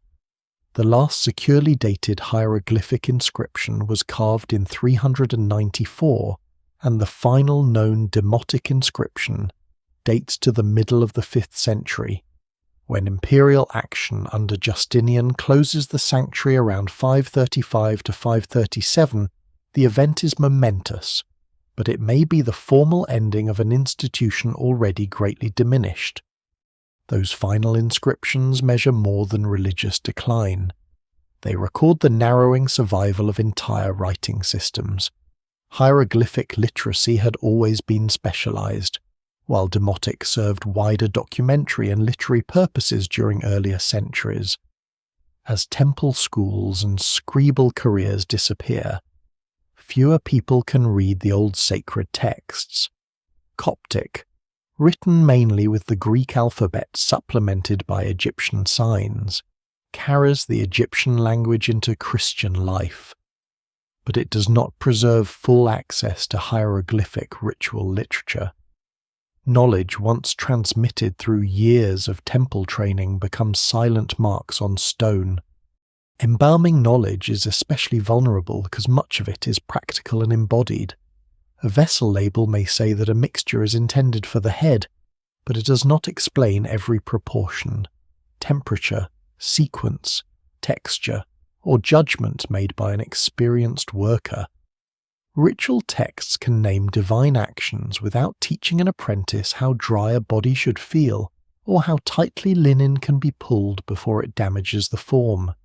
Skills pass through observation, repetition, correction, and memory. When fewer apprentices enter the profession, a technique can vanish even while its ingredients remain available.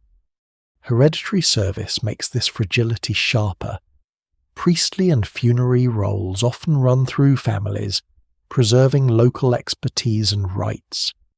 A son may learn not only prayers but relationships with suppliers, cemetery officials, painters, transporters, and customers.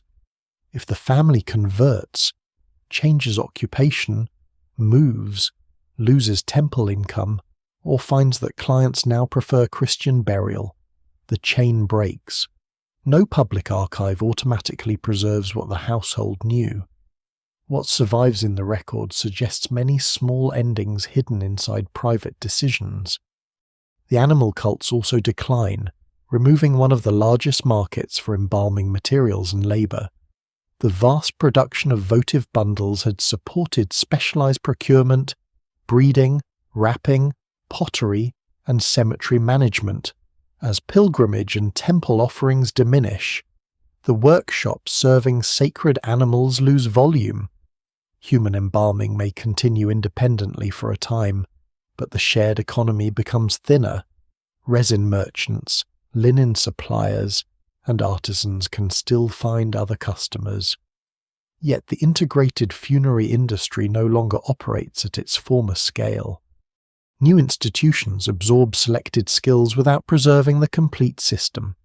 Christian communities need grave diggers, textile workers, carpenters, stonecutters, painters, and people experienced in washing and wrapping bodies.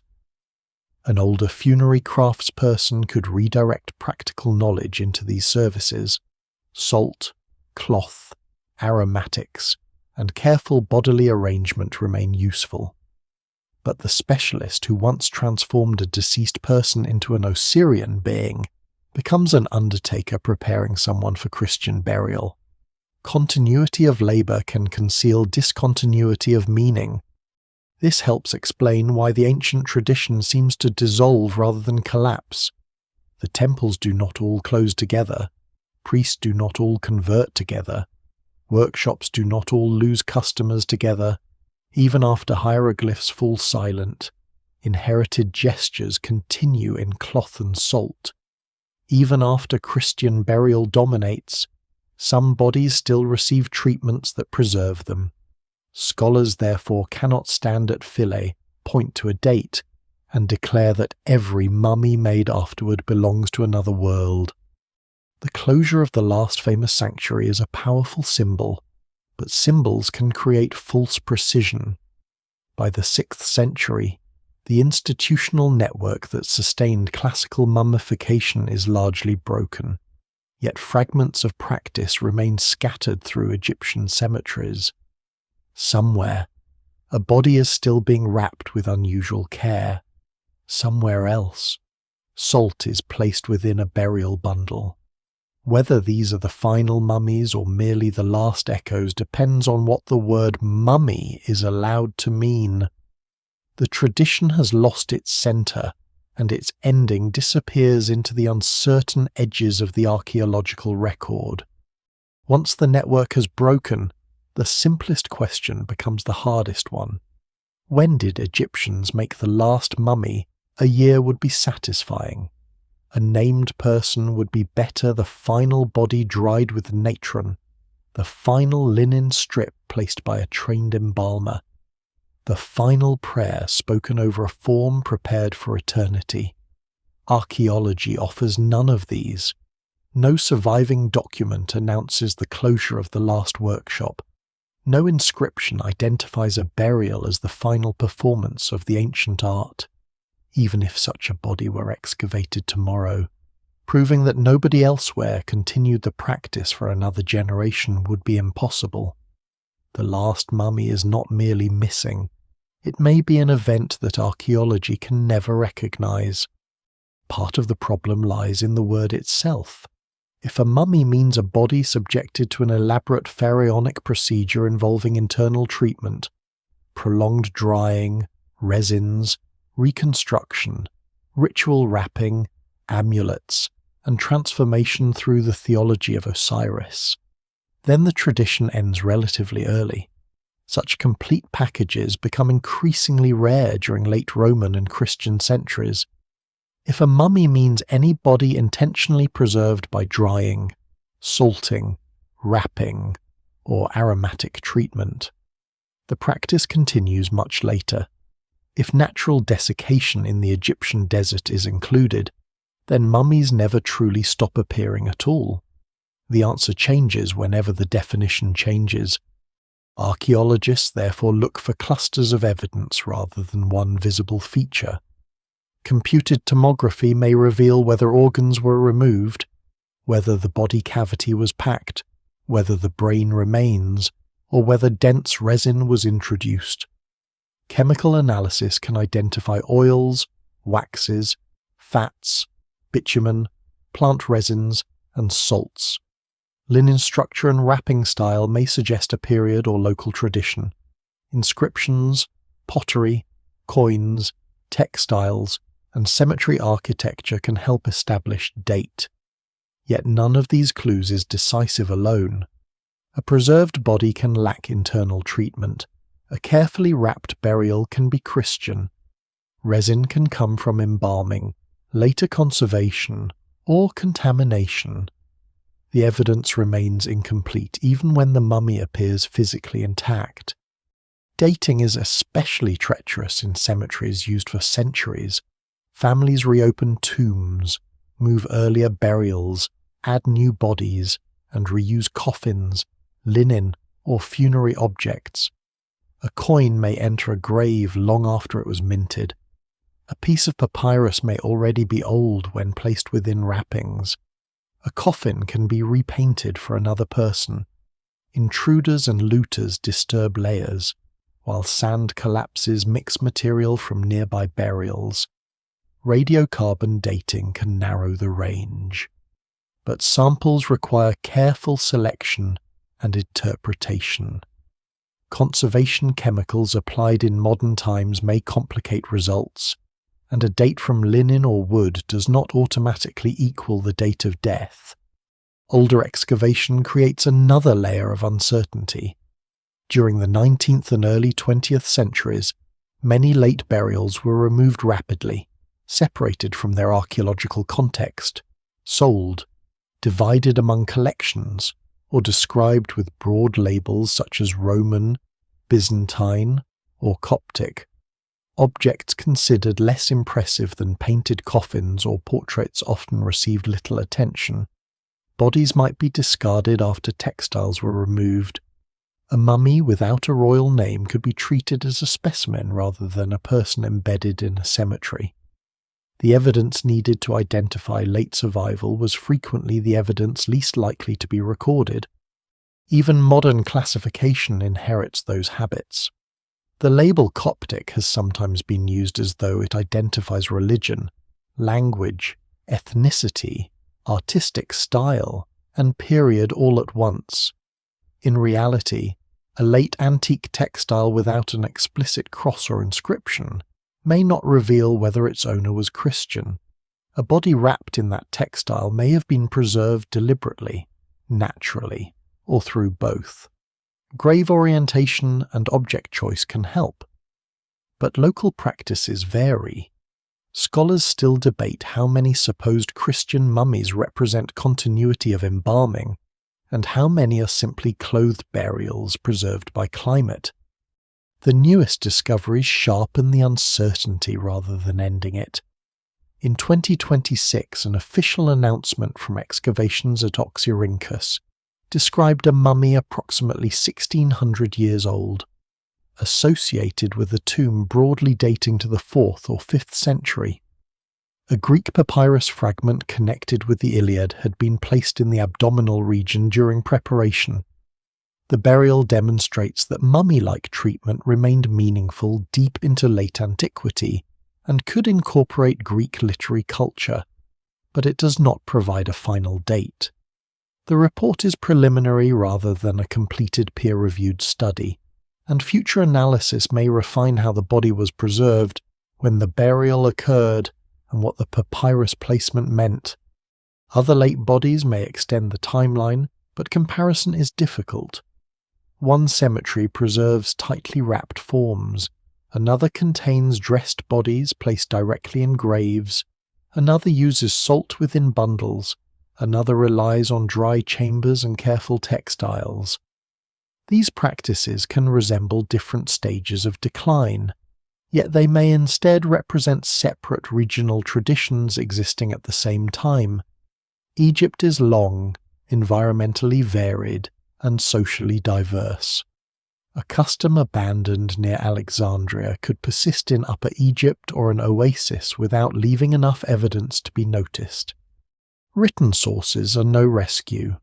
Christian authors sometimes criticize older funerary habits or describe the treatment of honored bodies, but their goals are theological and moral rather than technical. Imperial laws prohibit sacrifices and traditional cult activities without providing an inventory of embalming procedures. Administrative papyri record taxes, transport, occupations, and burials unevenly. The absence of an embalmer from late documents could mean the profession vanished, changed its name, escaped preservation, or simply fell outside the surviving archive. Silence is suggestive, not conclusive. This is why older explanations that assign the end to one ruler or conquest are too neat. The closure of Fili in the 6th century is a powerful marker for institutional religion, not proof that no body was preserved afterward. The Arab conquest of Egypt in the 7th century transforms political rule and begins another long religious and linguistic transition, but no reliable evidence shows a single Islamic decree suddenly banning all mummification. By then, the classical system had already been fading for centuries. Conquest may mark the end of an era on a timeline, yet the workshop doors were mostly closing before new armies arrived. The best answer is therefore a range rather than a date. From roughly the 3rd through 5th centuries, elaborate Roman period mummification changes and declines in many regions. Through the 6th and perhaps 7th centuries, salting, wrapping, bodily preservation, and inherited funerary gestures continue in some Christian contexts.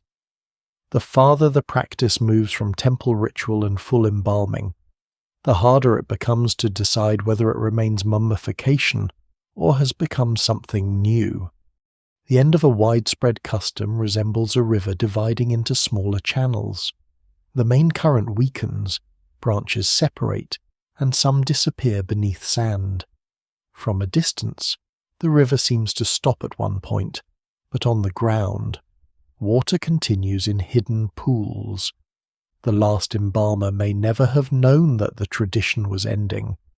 The last family may have believed it was simply honouring the dead in the proper local way. To find those hidden pools, the story must leave official dates behind and enter the late cemeteries, where Christian clothing, palm supports, salt, reused tombs, and lingering wrappings make every boundary uncertain. The late cemeteries preserve those hidden pools in cloth. A body lies on its back rather than in the contracted pose of the earliest desert graves. It may wear a woven tunic, a shawl, a hood, or carefully fitted footwear. Additional cloth is folded around the limbs and torso, then secured with cords or bands. Beneath the bundle, palm ribs or wooden supports keep the form straight enough to carry. Salt may be placed near the body. To an excavator opening the grave centuries later, skin and hair can still survive beneath the fabric. The burial looks like a mummy, yet it may contain none of the internal treatment, resin, amulets, or Assyrian ritual that once defined the embalmer's work. This is the world found at sites such as Naga ed-Dir, where late antique cemeteries reveal clothed and wrapped bodies prepared through methods that resist easy labels. Some bundles use several layers of textiles, some rest on palm supports, some include salt that may have slowed decay, controlled odour, or assisted temporary preservation before burial. The dry climate then completes what human preparation began. Whether those responsible intended the body to endure for centuries is uncertain. They may have sought only cleanliness, dignity, transport, and short-term protection. Archaeology records the result more clearly than the intention. Clothing becomes one of the most visible differences from earlier mummification. The classical mummy is often presented as a sacred enclosed form, its social identity expressed through coffin, mask, portrait, inscriptions, and amulets. Many Christian period burials place greater emphasis on dressing the person. Tunics can carry coloured woven bands, medallions, geometric patterns, vines, animals, or human figures. Shawls and wrappings add layers without erasing the shape completely. Garments may have been used during life, produced for burial, or selected from household possessions. Repairs and wear sometimes suggest that familiar clothing accompanied the deceased into the grave. Yet the presence of decorated textiles does not automatically identify a Christian. Crosses, invocations, and explicitly biblical images provide stronger evidence, but many motifs circulated across religious boundaries. A vine can evoke ordinary abundance, classical decoration, or Christian symbolism depending on context. Figures once labelled saints may be personifications or scenes whose meaning is lost. Even the word Coptic can mislead when used loosely for every late Egyptian textile. It properly relates to Egyptian Christian language and culture, but museum classification has often stretched it across objects whose exact religious setting remains unknown. Burial position offers clues without certainty. Extended bodies placed on the back become common, and many Christian cemeteries favour orientations that connect the grave with expectations of resurrection or local church practice. Still, directions vary with topography, cemetery layout, period, and region. A body facing one way cannot by itself prove belief. Families also reuse older graves whose architecture determines where a new burial can fit. The resulting arrangement may reflect practicality more than theology. Reused tombs are among the most striking features of late antique Egypt.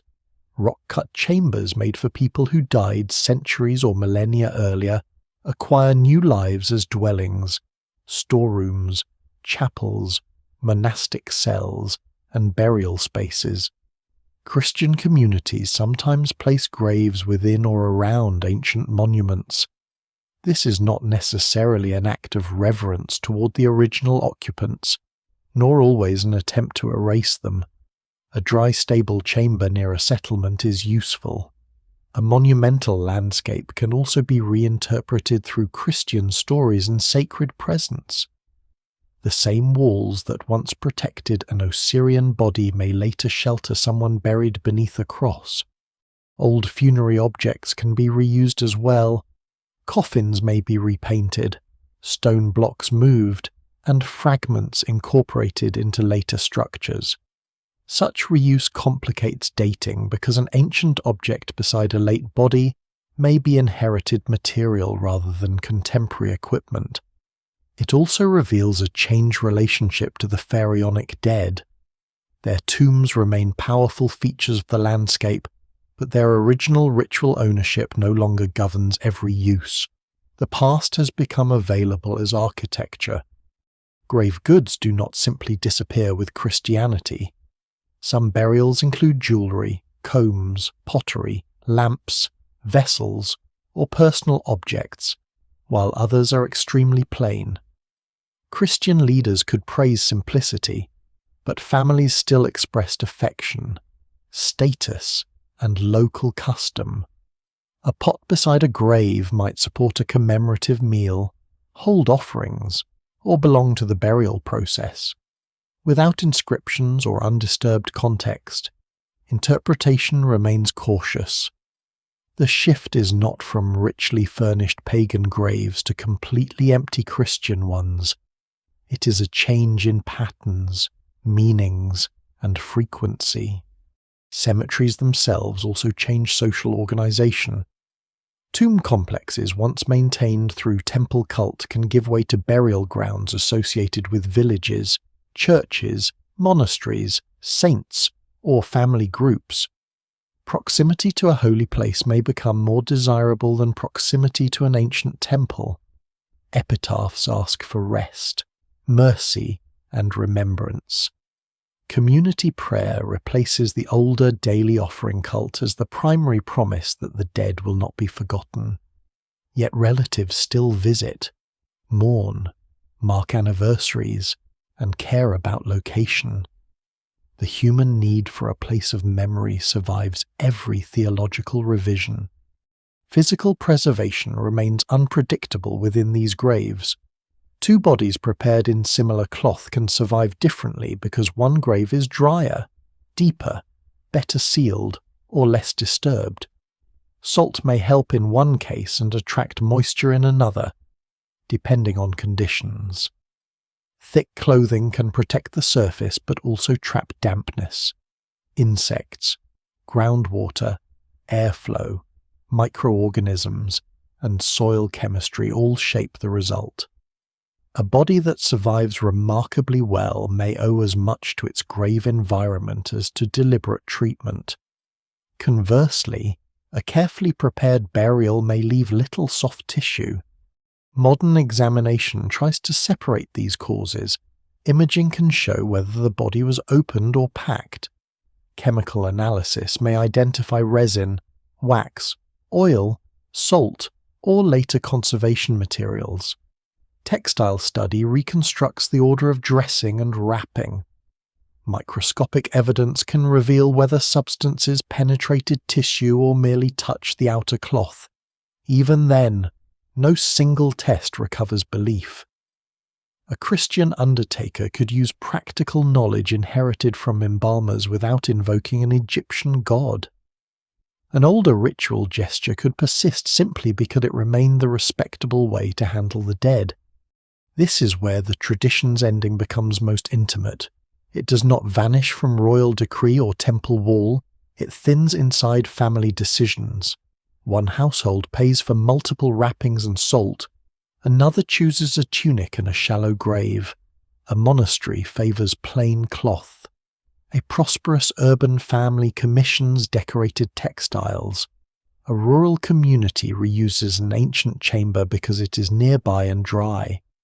Across these choices, bodily care remains continuous while the complete mummy becomes increasingly rare.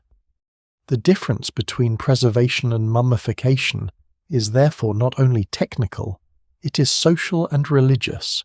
A resin-soaked, ritually transformed body belongs to a system requiring specialists, materials, texts, gods, and long-term cult. A clothed Christian burial may preserve the person accidentally while entrusting resurrection entirely to God. Between them lies a wide field of salt, linen, inherited skill, and local habit. That field is where the last traces survive and where wider pressures of taxation, political instability, shrinking trade, and changing communities make the more elaborate tradition increasingly difficult to afford. The cost of a mummy was never merely the price of salt, it was the cost of keeping an entire chain intact. Flax had to be grown, harvested, spun, and woven. Natron had to be collected and transported. Oils, waxes, fats, aromatics, and resins had to reach the workshop in usable condition. Craftspeople needed wages, priests needed support, and cemetery personnel had to maintain access to burial ground.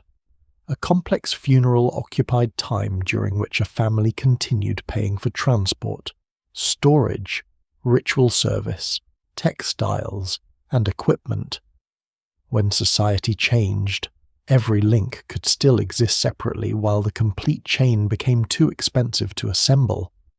Roman Egypt was not trapped in uninterrupted economic decline.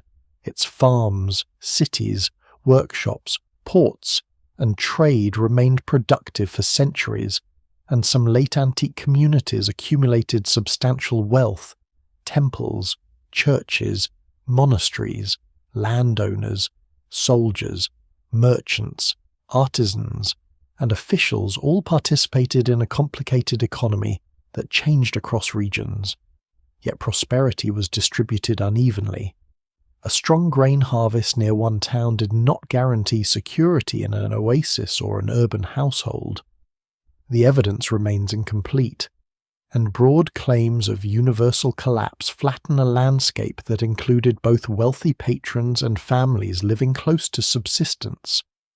The 3rd century brought pressures difficult to ignore: imperial succession crises, civil conflict, military demands, currency instability, and rising prices affected provinces across the Roman world. Egypt experienced unrest and administrative change while remaining crucial to imperial grain supplies. Taxes could be demanded in money, produce, labour, or transport obligations depending on time and circumstance. For a household, the effect was practical. Resources directed towards state payments, rent, debt, or recovery after a poor season could not also finance imported resin, extensive linen, and weeks of specialist labour. Imperial reforms under Diocletian and later rulers reorganized administration and taxation. Egypt was divided into new units. Official hierarchies changed, and the state pursued resources with increasingly detailed records. These reforms did not target mummification, but they altered the world in which funerary businesses operated. Occupational obligations could become hereditary or tightly regulated. Communities bore responsibility for meeting assessments. Wealthy families sometimes used office, patronage, or legal status to protect their interests, leaving pressure to fall unevenly on others. A burial custom dependent on discretionary spending becomes vulnerable whenever households lose control over their surplus. Materials reveal that vulnerability. Natron was Egyptian and widely available, but transport still cost money. Linen could range from reused household cloth to fine new fabric. Beeswax, oils, and local fats were obtainable at different prices, while certain resins arrived through longer trading networks. Political disruption did not permanently sever Mediterranean or Red Sea commerce, yet routes, duties, scarcity, and changing demand affected cost. An embalmer could substitute one mixture for another, reduce the amount used, focus on visible surfaces, or offer simpler treatment. Technical variation may therefore record economic adaptation as much as religious change. The outer appearance of late mummies can be read in this light. Elaborate portraits, gilding, and geometric wrappings required skilled labour and advertised status, even when internal preservation was modest. A family might invest in what mourners could see rather than in an invisible procedure. This was not necessarily deception. If the portrait, name, shroud, and prayer carried the most immediate social meaning, directing resources toward them could be rational. Later, as Christian burial emphasized clothing, communal prayer, and resurrection independent of embalming, the costly internal process offered even less visible benefit. Cities and sacred centers also shifted. Alexandria remained important, but local fortunes rose and fell along the Nile. Administrative capitals attracted officials and services. Monasteries expanded into desert margins and rural districts. Churches gained property and organized charity, burial, and commemoration. Temple neighborhoods lost staff or were repurposed. A family that once purchased services through a temple-linked cemetery might now belong to a church community with its own burial ground and undertakers. The change in provider encouraged a change in product. Community structure mattered as much as theology. Traditional embalming depended on repeated local relationships, the same priestly families, workshop lineages, suppliers, cemetery managers, and customers returning across generations. Migration, conversion, occupational change, and administrative reorganization disturbed those relationships. An embalmer could possess excellent knowledge yet lack enough clients to train a successor. A resin merchant could continue trading but stop stocking specialized funerary mixtures. A weaver could sell tunics to Christian households more easily than hundreds of narrow bandages to a shrinking workshop. The economy did not need to fail for mummification to disappear, it only needed to find more durable uses for the same labor. Charitable institutions further changed expectations surrounding burial. Christian churches and monasteries promoted care for the poor, travelers, the sick, and the dead. Though the scale and reliability of such support varied, community burial could reduce dependence on expensive private ritual. Wealthy patrons might fund churches, memorials, or aid for others rather than a resin-heavy mummy for themselves. Status did not vanish. It migrated into new forms as donation, architecture, inscriptions, textiles, and proximity to holy places. The legal ownership of land and tombs also shifted. Temple estates declined or were absorbed into other arrangements. Ancient cemeteries could become distant from growing settlements, crowded, robbed, or reused. New burial grounds near churches and monasteries offered social advantages that an older necropolis no longer possessed. Transporting a body to a traditional embalming centre made less sense when a respected Christian cemetery lay nearby. Geography quietly altered custom. Periods of epidemic disease, local conflict, or poor harvest may have intensified the movement towards simpler burial, but their effects are difficult to isolate. A crisis can increase the need for rapid funerary arrangements, reduce available labour, and strain households. Yet it would be misleading to claim that one epidemic or famine ended mummification across Egypt. No single explanation fully accounts for the regional evidence. Long-term change came from several pressures reinforcing one another: fewer religious reasons to preserve, fewer institutions training specialists, fewer customers willing to pay, and increasingly practical alternatives. By the 6th century, a full embalming in the older tradition demands participation in a system that is becoming socially unusual.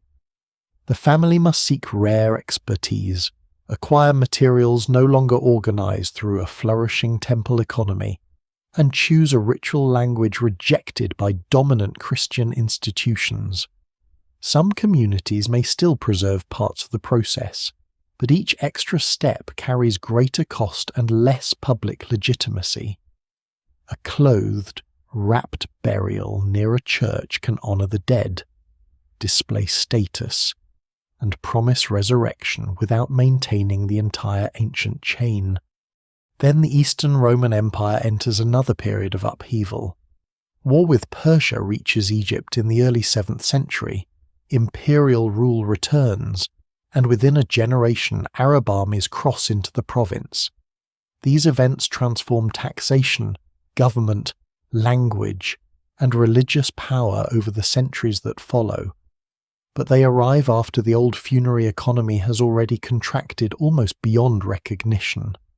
The conquest will become an easy date for later histories to remember. The truth is quieter by the time Egypt changes empires again. The expensive machinery of the mummy has mostly been replaced by other ways of carrying identity into death. When Arab armies enter Egypt in 639, they do not encounter a country still filling royal valleys with gilded mummies. They enter an Eastern Roman province whose population is largely Christian, whose ancient temples have mostly ceased functioning, and whose classical embalming tradition has already contracted through centuries of change. The conquest is real and transformative. Fortresses fall. Taxes and political loyalties are redirected. Alexandria changes hands, and a new administrative centre rises at Fustat. Yet the familiar claim that Islam arrives and immediately abolishes mummification reverses cause and sequence. The old funerary system is already near its end before the first new governor takes power. The conquest itself unfolds between 639 and 642, with later fighting briefly disturbing the settlement of power. Egypt passes from Byzantine rule into the expanding caliphate, but its society does not become Arabic-speaking and Muslim overnight. Christian Egyptians continue to form the majority for generations. Churches and monasteries remain active. Greek and Coptic continue in administration and daily life, before Arabic gradually becomes dominant in government and spreads through society. Religious conversion also proceeds unevenly over centuries. A new empire begins quickly.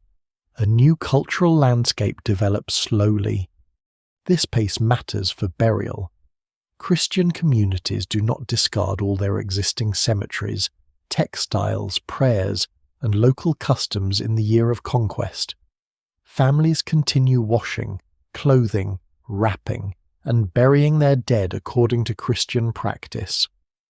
Monasteries maintain burial grounds, and village traditions persist beneath changing rulers. Some bodies remain well preserved because of salt, cloth, dry soil, or grave architecture. Those remains may look mummy-like to later observers, but their existence does not prove the survival of a full temple-based embalming profession. Muslim funerary customs introduce another clear pattern. The deceased is ordinarily washed, shrouded, prayed over, and buried without the elaborate equipment associated with ancient Egyptian mummification. Simplicity, bodily dignity, and timely burial make a long, resin-heavy embalming process unnecessary and religiously inappropriate as a normal practice. No canopic equipment, Osirian transformation, gilded mask, or paid sequence of temple rites is required. As Muslim communities grow, these customs further reduce any social space in which pharaonic embalming might return. That is influence, but not sudden prohibition. No reliable evidence identifies a conquest-era decree ordering Egyptians to stop making mummies. Later historical summaries sometimes state that the practice was abolished with the arrival of Islam, but such wording compresses several centuries into one event. It mistakes the political end of Byzantine Egypt for the technical end of embalming. By the 7th century, there may still have been inherited methods of drying, salting, and wrapping, yet the complete religious industry had largely vanished. A law was scarcely needed to close workshops that no longer formed a major institution. The new fiscal system does alter communities. Land taxes, personal taxes applied according to legal and religious status, state demands, and local administration all evolve under the caliphate. At first, many experienced officials from the previous regime remain necessary because conquest does not instantly produce a replacement bureaucracy. Over time, Arabic documentation expands and networks of patronage change. These developments affect churches, monasteries, landowners, artisans, and households differently. They could influence funeral expenditure, but connecting one tax directly to the last traces of mummification would go beyond the evidence. Fustat symbolizes the new geography, established near the fortress of Babylon. It grows into a major center of government, trade, worship, and population. Alexandria remains important, while other towns rise, contract, or redirect their connections. New cemeteries develop around Muslim communities, and older burial landscapes continue serving Christians or fall out of use. As settlements shift, the distance between living communities and ancient necropolises widens. Tombs once connected to local ritual become ruins on the edge of another city. The Egyptian language also enters a new phase. Coptic remains the language of many Christian communities and texts, while Arabic becomes increasingly important in administration, commerce, scholarship, and eventually daily life. The older sacred scripts had already disappeared before the conquest. No living chain connects Arabic-speaking officials with the hieroglyphic manuals and temple liturgies once required for an Assyrian funeral. Even if a late undertaker remembers how salt affects a body, the theological universe that gave the procedure meaning is no longer institutionally available. This does not erase Egyptian continuity. Agricultural life still follows the Nile. Textile production remains important. Families continue caring for graves and remembering the dead. Christian and Muslim communities both value respectful treatment of the body, prayer, and burial within a meaningful social landscape. The forms change, but concern for dignity survives. The disappearance of mummification is not the disappearance of Egyptian reverence for the dead. It is the disappearance of one highly specialized answer to death. Natural preservation complicates later evidence. A Muslim burial placed in arid soil can desiccate, just as a Christian burial can. Cloth may survive, skin may remain, and the outline of the body may endure without artificial embalming. Calling every such discovery a mummy can create the illusion that pharaonic practice continued unchanged under Islamic rule. Scientific examination must ask whether internal organs were removed, whether preservatives were introduced, whether packing occurred, and whether the burial context supports intentional long-term preservation. Often the desert is the principal embalmer. Scholars still debate how long particular local techniques survived because early Islamic cemeteries are not equally excavated or published, and older work often used imprecise categories. A salted or heavily wrapped Christian burial near the period of conquest could preserve inherited knowledge. A body dated broadly to the 7th century might belong before, during, or after political transition. The evidence remains incomplete, and there is no secure candidate for a last pharaonic-style mummy created under Muslim government. The conquest therefore belongs in the story as an aftermath and a boundary, not a simple cause. It confirms that the institutional world of the temples will not return. It establishes funerary customs that have no need for elaborate embalming. It changes government, settlement, taxation, language, and the balance of religious communities, but it does not supply the missing final day. The mummy had been fading long before 639, and whatever traces continued afterward were local survivals rather than the unbroken industry of earlier Egypt. Once the ancient religious purpose is gone, the preserved bodies begin a second history. They remain beneath sand, inside reused tombs, and behind sealed chambers, no longer receiving offerings from descendants or prayers from temple priests. Later Egyptians, physicians, merchants, travellers, and scholars encounter them as remnants of a distant age. Some treat them with curiosity, some with reverence, some with fear, and some as material that can be bought, ground, transported, or displayed. The mummy ceases to be an active participant in eternity and becomes an object in the changing imagination of the living. That changing imagination proves almost as powerful as the religion that created the mummy. Once the old rites have fallen silent, preserved bodies do not disappear from Egyptian life. Shifting sand still exposes forgotten burials near ancient necropolises. A tomb can be a place of ancestral power, a dangerous opening best left undisturbed, a source of reusable stone, or a rumoured chamber of treasure. Later Egyptians do not belong to a single mind stretching across centuries. Some protect graves, some enter them, and some make a living from what can be removed. Reverence and commerce can exist side by side, wherever the dead outlast the society that buried them. The mummy is no longer necessarily understood through the complete ritual system of Osiris, transformation, and renewed breath.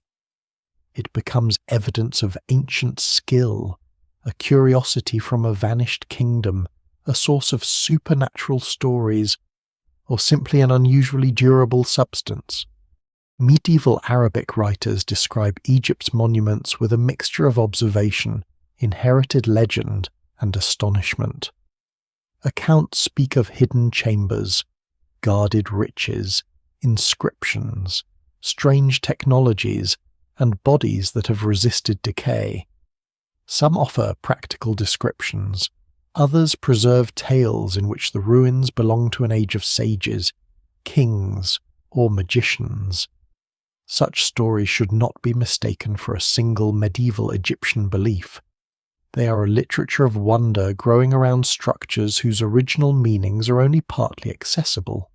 Yet mummies still exert authority even when their names are lost. A human form that should have returned to dust but has not done so seems to demand an explanation. The ancient promise of endurance survives, translated into a different imaginative world. One of the strangest translations begins with a word that did not originally mean a preserved Egyptian body. Mumia referred to bitumen, a dark mineral substance valued in medieval medicine. Because some embalmed bodies appeared blackened by age, resin, oils, or pitch-like materials, Europeans gradually associated the substance with Egyptian mummies. By the early modern period, material claimed to come from such bodies entered European medical trade, sold in preparations for ailments from bruising to internal bleeding. What buyers received was uncertain. Some preparations may have contained ancient human tissue, others were substitutes or frauds.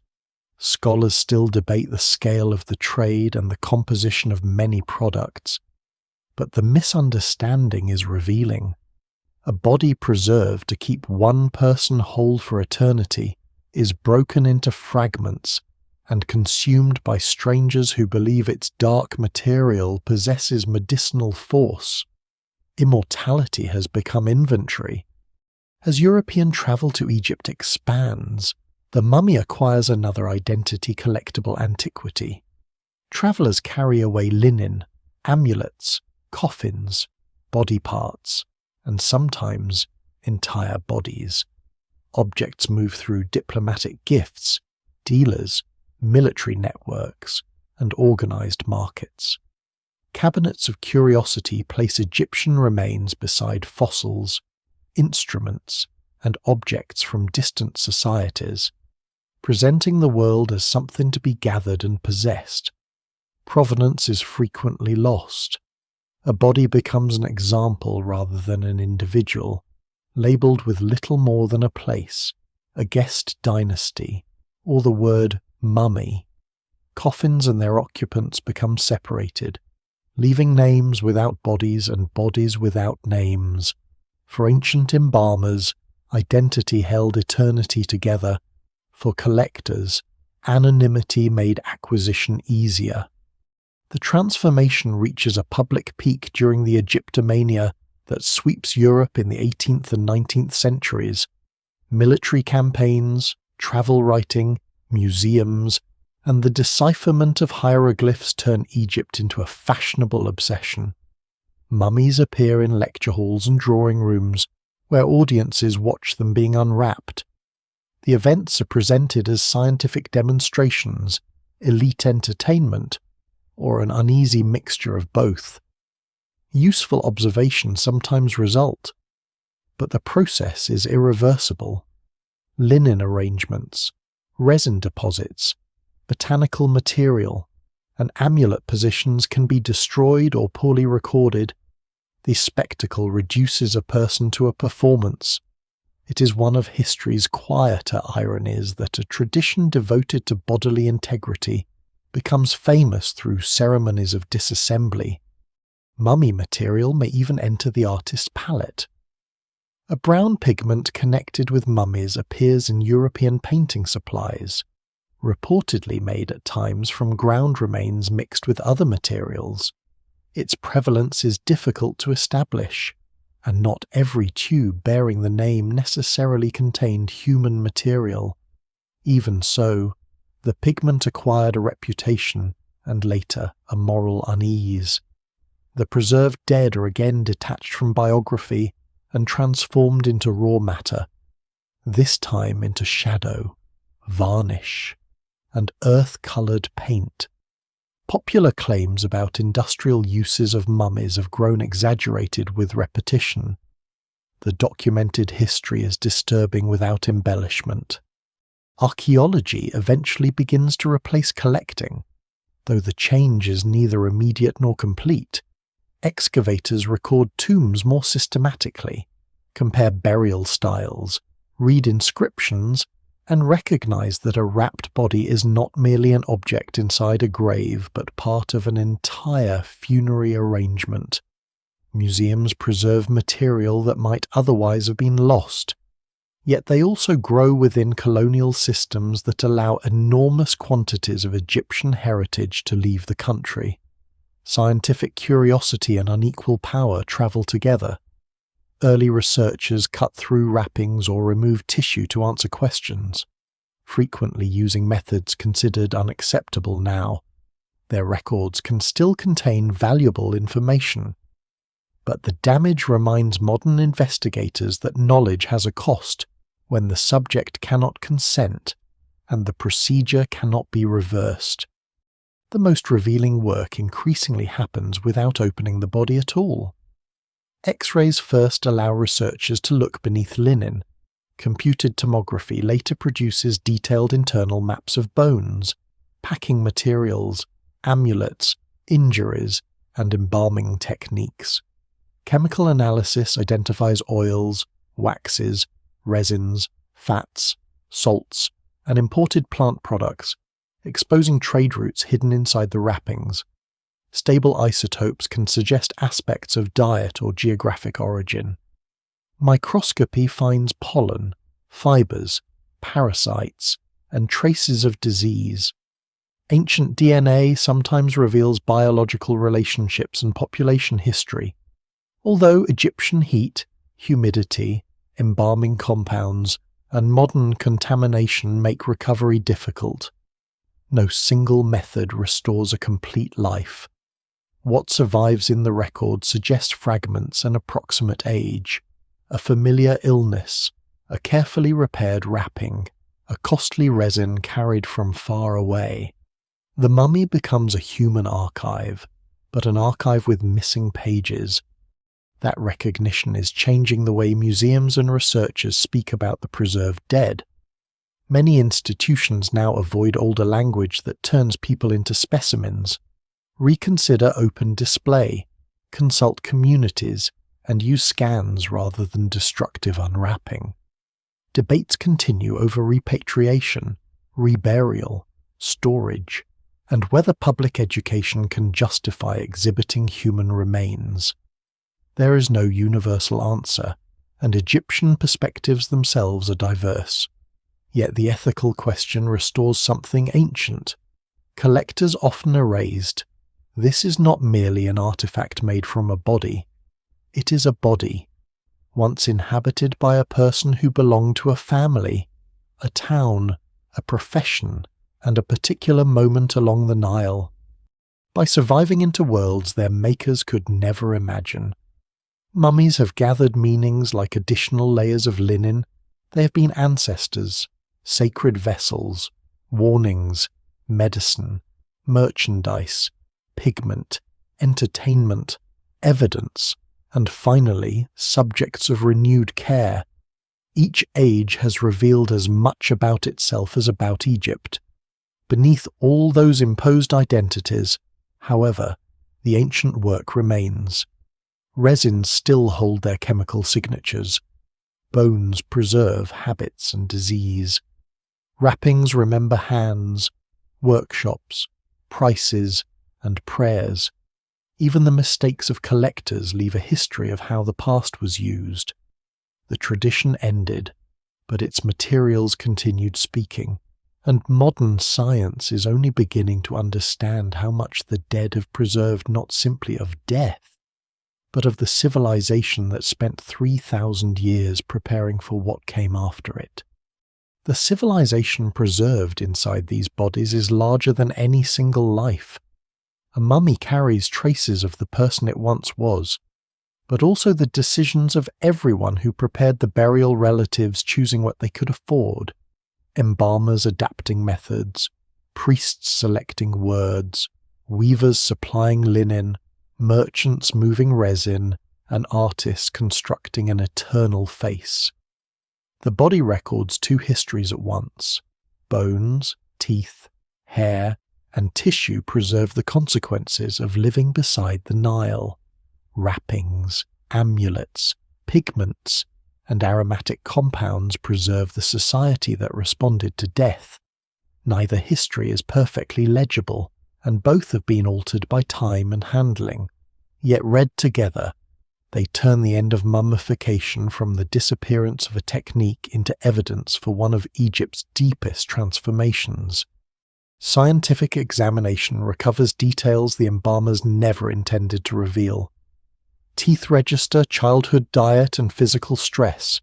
Arteries may retain evidence of disease. Bones show healed injuries, repetitive work, and age-related change. Hair can hold chemical traces of food or treatment, while tissues preserve parasites and pathogens. Such evidence requires caution. A cemetery is not a perfect sample of a population, and survival favors certain environments, burial methods, social groups, and accidents of discovery. Even so, thousands of fragments form patterns. They show that wealth did not guarantee health, and that the ideal body fashioned for eternity often concealed the ordinary marks of work, illness, and age. The embalming materials tell a different biography. Natron links the dead to mineral landscapes. Cedar oil and conifer resins point toward Eastern Mediterranean exchange. Pistacia resin, beeswax, fats, plant oils, and fragrances reveal recipes changing across periods and workshops. Some ingredients travel thousands of kilometers before reaching an embalming table, making a mummy a map of commerce, ecology, and taste. Chemical analysis also exposes hierarchy. One body may be saturated with imported resin, another uses modest local materials and careful wrapping, a third relies mostly on the desert. Categories of good and bad mummification mislead because economy, custom, date, and intention shape the result. A technically simple burial may have been spiritually complete. Written sources describe ideals, but bodies reveal practice. Funerary texts promise transformation, protection, breath, memory, and access to the divine. Documents record payments, professional titles, temple property, and goods. Archaeology complicates those words. Amulets appear in unexpected places. Coffins are reused, wrappings repaired, and bodies combined with objects made generations apart. One family can follow a custom its neighbors do not. No decree, theological argument, or conquest therefore explains the end alone. The evidence remains incomplete, but it shows a tradition negotiated in homes, workshops, temples, monasteries, cemeteries, and markets. Official religion matters, yet ordinary decisions determine how change looks on the ground. A recently investigated burial at Oxyrhynchus offers a striking reminder of how late and how strange those decisions could become. The body, roughly 16 centuries old and dating to the 4th or 5th century, was found with a Greek papyrus connected to the Iliad in the abdominal region. The discovery is still preliminary, and its precise meaning remains uncertain. The fragment may have been deliberately selected, reused as practical packing, or displaced during the complicated history of the burial. It would be reckless to turn it into proof of a secret Homeric funerary rite. but its very presence captures the layered world of late antique Egypt, a preserved body, an old technique, Greek literature, and a society increasingly shaped by Christianity can occupy the same grave. Cultures do not always replace one another cleanly. Sometimes they become physically entangled. That entanglement is why the word mummy itself requires care. Some late bodies were deliberately eviscerated, treated, packed, and wrapped by specialists. Others received salt, oils, or linen without the full procedures familiar from earlier centuries. Still others dried naturally after burial in favourable conditions. From the outside, all may appear preserved, yet they do not represent the same ritual or intention. The distinction matters especially in Christian cemeteries, where careful wrapping and concern for bodily integrity can continue without the old theology of Osiris, a cross, a Coptic formula, or a new orientation may belong beside techniques inherited from older Egyptian practice. The hand remembers what belief has reinterpreted. If every preserved body is called a continuation of pharaonic mummification, the ending disappears. If every Christian sign is treated as a complete rejection of Egypt's past, the continuity disappears instead. The best explanation lies between those extremes. From roughly the 3rd century onward, full artificial mummification becomes less common and increasingly uneven. Temple institutions weaken, priestly knowledge loses its old economic base, and some sacred spaces close or find new uses. Christianity offers a powerful understanding of resurrection that does not require the body to be transformed through the ancient embalming system. Greek and later Coptic reshape religious language, while the ability to read older scripts narrows until many inscriptions become silent. Political instability disrupts communities and commerce. Imported substances are expensive. Elaborate coffins demand skilled labour, and simpler burials remain meaningful. None of these forces acts alone. Together they remove the conditions that once made mummification desirable, intelligible, and sustainable on a vast scale. There is therefore no final embalmer whose last day can be placed on a calendar. There is no securely documented empire-wide ban that orders Egypt to stop. And the Arab conquest does not suddenly end a flourishing 3,000-year industry. By the 7th century, the decisive transformation has largely occurred. Though preservation practices and echoes of older customs persist, the ending resembles a shoreline retreating under changing light. From a distance, it seems to vanish at one point. Up close, there are pools, channels, wet sand, and isolated traces left behind. Different communities cross the boundary at different times, and some may not realize that a boundary exists. They are simply burying their dead in the manner that seems proper, affordable, and true. Seen this way, the decline of mummification is not a story of Egyptians forgetting how to preserve a body.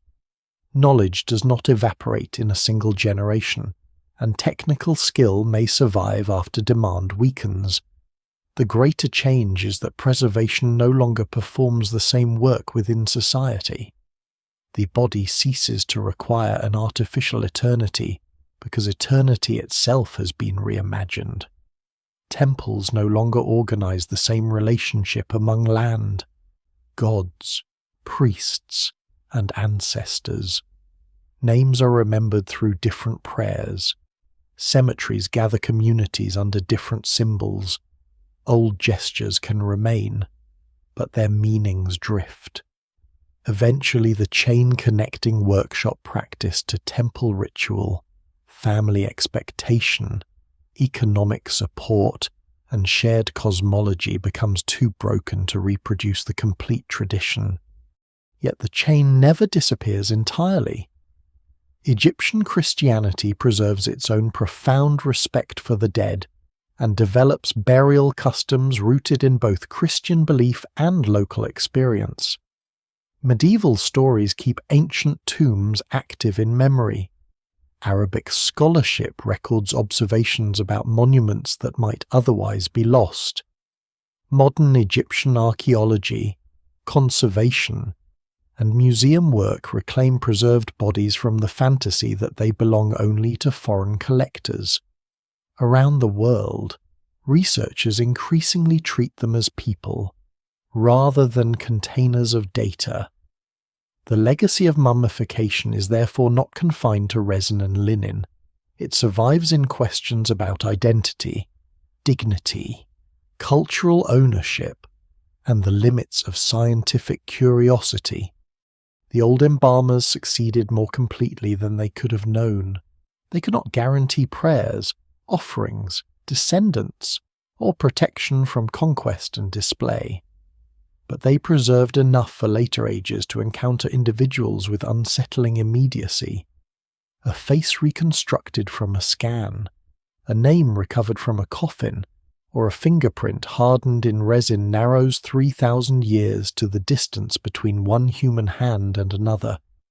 Ancient Egypt was made by people who worried about cost, followed fashions, honored relatives, adapted customs, and faced the same fact every civilization must face.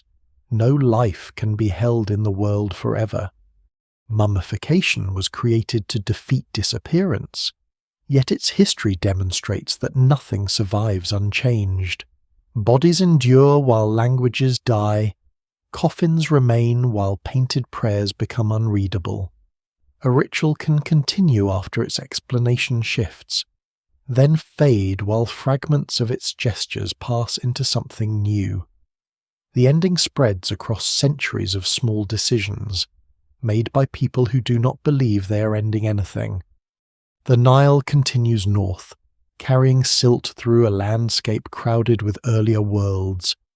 Beyond the fields, desert wind moves across cemeteries whose boundaries are forgotten. Beneath that sand lies a wrapping tied by hands whose names were never recorded. The knot is small, practical, and still secure. Perhaps its maker knew an old prayer. Perhaps the words had changed. Perhaps care was expressed only through the patience of folding linen around a familiar form. Time has taken the voice, workshop, mourners, and shared certainty that explained why preservation mattered. But it has not taken everything. A grain of salt remains between fibers. Pollen rests in a seam. Ink holds the curve of a forgotten name. Bone and tooth keep quiet records of water, food, movement, labour, and years. Together they create another endurance incomplete, accidental, and deeply human. Perhaps all vanished traditions leave no clearly marked final moment, only a thinning trail of habits and objects. Later generations gather those traces and build explanations. They see medicine, treasure, spectacle, science, or sacred memory. The dead remain still while the living change the story around them. The question is no longer simply why Egypt stopped making mummies, but how any civilization releases an idea once essential to existence. The answer is quiet. Belief changes, institutions weaken, costs rise, languages turn, and familiar gestures become unnecessary. No witness records that 3,000 years have ended. There is only a cemetery growing still, an unopened tomb settling into darkness, and the desert beginning its long work.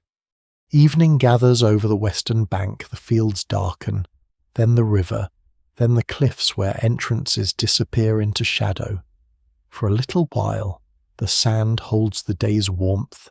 Beneath it, the preserved dead lie between memory and oblivion, no longer waiting for the world their embalmers promised, but still carrying pieces of it. As the last light withdraws from the stone, Egypt's longest farewell continues in silence.